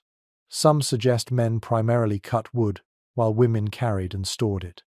Others argue for shared responsibility, especially when conditions were harsh. The truth is likely flexible. In survival, roles bent as needed. Whoever had strength gathered, whoever had time stored. And warmth required more than firewood. Robes had to be mended constantly. Hides stiffened in cold, tore under stress, or wore thin with use. Women softened them with bone tools, rubbed them with fat, or patched holes with sinew. Picture someone kneeling by the fire, scraping a stiff hide rhythmically, the sound like sandpaper in the quiet. The robe grows supple again, ready to shield another night. Without such care, even the thickest hide became brittle and useless. Here's a quirky glimpse into camp life. Children were sometimes tasked with shaking out bedding each morning, not for neatness, but to clear frost that accumulated from breath during the night. Hides, damp with condensation, could freeze solid if left untouched. You can imagine a child grumbling as they flap heavy robes in the air, ice crystals scattering like tiny stars in the morning light. A chore disguised as play, but necessary all the same. The soundscape of daily preparation is busier than night. Axes thud against frozen wood. Sleds creak as loads are dragged. Scrapers rasp against hides. Fires roar higher as pots are refilled. The camp feels alive with effort. Every motion pointed toward the single goal: survive tonight, and then tomorrow, and then the one after that. Food preparation, too, filled daylight hours. Meat had to be dried near fires, fat rendered into tallow, berries thawed and mixed. Every mouthful eaten at night had been earned by labor in the cold day. There was no separation between day's work and night's rest. They were two halves of the same circle. Modern parallels flicker in your mind. You might not chop wood, but you check thermostats, stack blankets, or fill freezers. Comfort at night still depends on diligence by day. Survival has always required foresight, whether in the wilderness or in a house with humming furnaces. And emotionally, preparation carried its own warmth. To see wood stacked high, hides repaired, food secured it eased fear. Anxiety chilled as surely as frost, but readiness brought reassurance. Imagine lying down at night, hearing the wind howl, yet knowing the firewood pile is tall, the robes are thick, the shelter solid. That confidence itself becomes a blanket. Yet the work never ended. Snowstorms could bury wood piles, predators could raid food stores, accidents could ruin hides. Preparation was fragile, always under siege by nature. But people adapted. If a pile vanished, they gathered more. If a robe tore, they mended it again. If food spoiled, they shared among families. The cycle of effort and renewal was endless, but so too was resilience. There's a peculiar note from fur traders. They marveled at how indigenous families could strike camp, move, and rebuild in a single day. Preparation wasn't hoarded, it was portable, ready to be reassembled wherever survival demanded. A tipi raised, a firewood stack rebuilt, robes spread anew. Warmth was never fixed. It traveled with you. You lie back now, imagining yourself after a long day of such work. Your muscles ache, your hands smell of resin and smoke, your robe feels heavy but repaired. You sigh into the bedding, grateful not only for warmth but for the assurance that tomorrow you can repeat it. And as you close your eyes, you sense that another layer of survival waits, because sometimes warmth came not from fire or hides, but from the animals themselves, from fur and feather and skin transformed into garments that clung to you like second flesh. That truth will unfold next. The ache of hauling wood still lingers in your shoulders as you settle beneath hides again, but your mind drifts to the garments you wear. For no matter how bright the fire or how thick the bedding, survival in the wilderness also depended on what clung closest to your skin. Clothing wasn't decoration. It was armor against frost, stitched carefully from the bodies of animals who had already given food and tools. Without those garments, fur, feather, and skin, the night would be merciless. Ethnographic records reveal the astonishing range of winter clothing crafted by native peoples across North America. In the subarctic, caribou hides were the standard, prized for their hollow hairs that trapped air and created unparalleled insulation. On the plains, buffalo robes draped over shoulders, heavy as blankets but supple enough to move with. In the Great Lakes and Northeast, deer hides lined with fur kept hunters nimble while still warm. You picture yourself wrapped in layers of such garments, each one a story of labor, craft, and survival. And here's a detail worth savoring. Caribou fur is so insulating that modern researchers note it outperforms many synthetic fabrics. Its hollow hairs function almost like down feathers, holding heat while remaining lightweight. Indigenous seamstresses knew this centuries before thermometers confirmed it. They cut hides so that fur lay in layers, creating garments warmer than any wool blanket. The sensory world of clothing is intimate. You slide your hand over a buffalo robe thick, musky, faintly greasy with tallow rubbed in to preserve it. You pull on moccasins lined with rabbit fur, soft and ticklish against your toes. A hood edged with wolf hair brushes your cheeks, the guard hairs long and stiff, breaking up icy winds before they reach your skin. The smell of smoke clings to every piece, both preservative and perfume, the universal scent of survival. Scholars still discuss the balance of practicality and artistry in winter clothing. Some argue decoration, beadwork, quill patterns, dyed fringes was indulgent in harsh weather. Others insist the artistry itself gave spiritual warmth, transforming mere hides into garments of identity and dignity. The truth is visible in surviving pieces, coats and robes that are both functional and breathtakingly beautiful. Warmth wasn't just physical, it was cultural, emotional, symbolic. Imagine a night in camp. Before bedding down, families check their garments. Moccasins are dried carefully by the fire so they won't freeze stiff. Robes are shaken free of snow, then doubled as blankets. Mittens, stuffed with fur, are tucked close to warm for morning. Each item is treated like treasure, because each one means the difference between waking alive or not. And here's a quirky glimpse from travelers' journals. Some hunters slept with their boots tucked under their arms or inside their robes, not because they feared theft, but because frozen boots were impossible to wear come morning. Picture a man curled awkwardly, a pair of moccasins pressed to his chest like children, grumbling in sleep, but knowing the act spared him hours of misery. The textures of these garments linger in your imagination. The rough outside of tanned hide, stiff yet durable. The plush inner fur, soft and clinging. The swish of fringe as a sleeve shifts. Even the creak of sinew stitches, tightened by cold, adds to the tactile chorus. Wrapped in layers, you feel swaddled, heavy yet secure, like the wilderness itself has lent you part of its own skin. Spiritual dimensions deepened this connection. To wear an animal's hide was to share its power, its endurance. A buffalo robe carried the strength of the herd.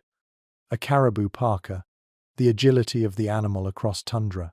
Clothing was not theft, but transformation, humans borrowing resilience from creatures who already knew how to survive winter. To sleep inside such garments was to lie within a covenant of shared life. Modern parallels abound. Parkas lined with down, coats trimmed with faux fur, boots designed to wick and insulate, they all trace their ancestry back to these primal garments. Today we mimic with factories what indigenous hands stitched with bone needles and sinew thread. The principle remains the same. Cover the body with what nature has already perfected. The emotional comfort of such clothing was undeniable. Imagine lying under hides, but knowing your robe itself could keep you alive, even without the bedding. A hunter caught away from camp might wrap his buffalo robe tight, curl into snow, and wake alive because of it. Clothing was not accessory. It was shelter that walked with you. Of course, garments demanded constant care. Hides stiffened if not smoked properly. Fur shed if exposed too long to damp. Women labored tirelessly to scrape, soften, and treat each piece. Children learned early to rub grease into their moccasins, to patch small tears before they spread. Clothing, like fire, was never finished. It was a living task. You lie back now, imagining yourself swaddled in layers, moccasins soft, mittens thick, robe heavy, hood snug. The fire burns low, yet you feel secure. The cold presses against your shelter, but it cannot pierce the animal skins wrapped around you. You are not bare human flesh anymore, you are a creature of fur and hide, transformed into something the frost cannot easily conquer. And as you drift towards sleep, you realize that even beyond hides and robes, entire communities found ways to turn winter into gathering. Large lodges, communal houses, and long winter villages held warmth through sheer numbers. That next lesson awaits the collective shelters where dozens slept together, fires burning long, walls thick with tradition and resilience. The buffalo robe around your shoulders grows heavier as sleep presses close, but the sound of distant voices keeps you awake. You step outside in your imagination, and the sight before you changes. Not scattered tipis, not lone fires, but a massive structure stretching long against the snow. Smoke rises in several places along its roof, and you realize this is not one family's shelter, it is an entire community's home.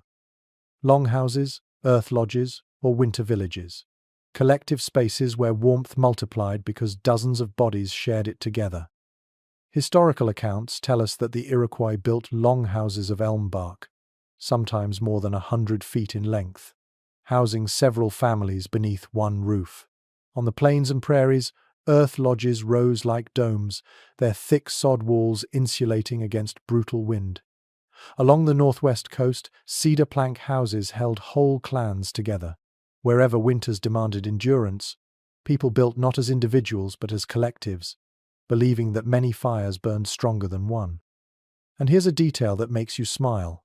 In some earth lodges, central fires burned constantly while smaller hearths dotted the floor, each family tending its own but benefiting from the shared heat of all. Imagine lying in such a place, the air heavy with smoke, warmth rolling like a tide from dozens of flames. Your body doesn't just rest near fire, it rests inside a network of fires, woven together like threads in a great blanket. The sensory world is overwhelming. You smell wood smoke, grease from cooking meat, the musk of hides drying overhead, the faint sweetness of stored berries. The sound of voices echoes strangely in the large space laughter here, a lullaby there, a cough in the distance. The floor is layered with mats and furs, softening the hard earth. Heat radiates unevenly hot near a fire, cool along the walls but never freezing. You shift under your robe, reassured by the sheer volume of life surrounding you.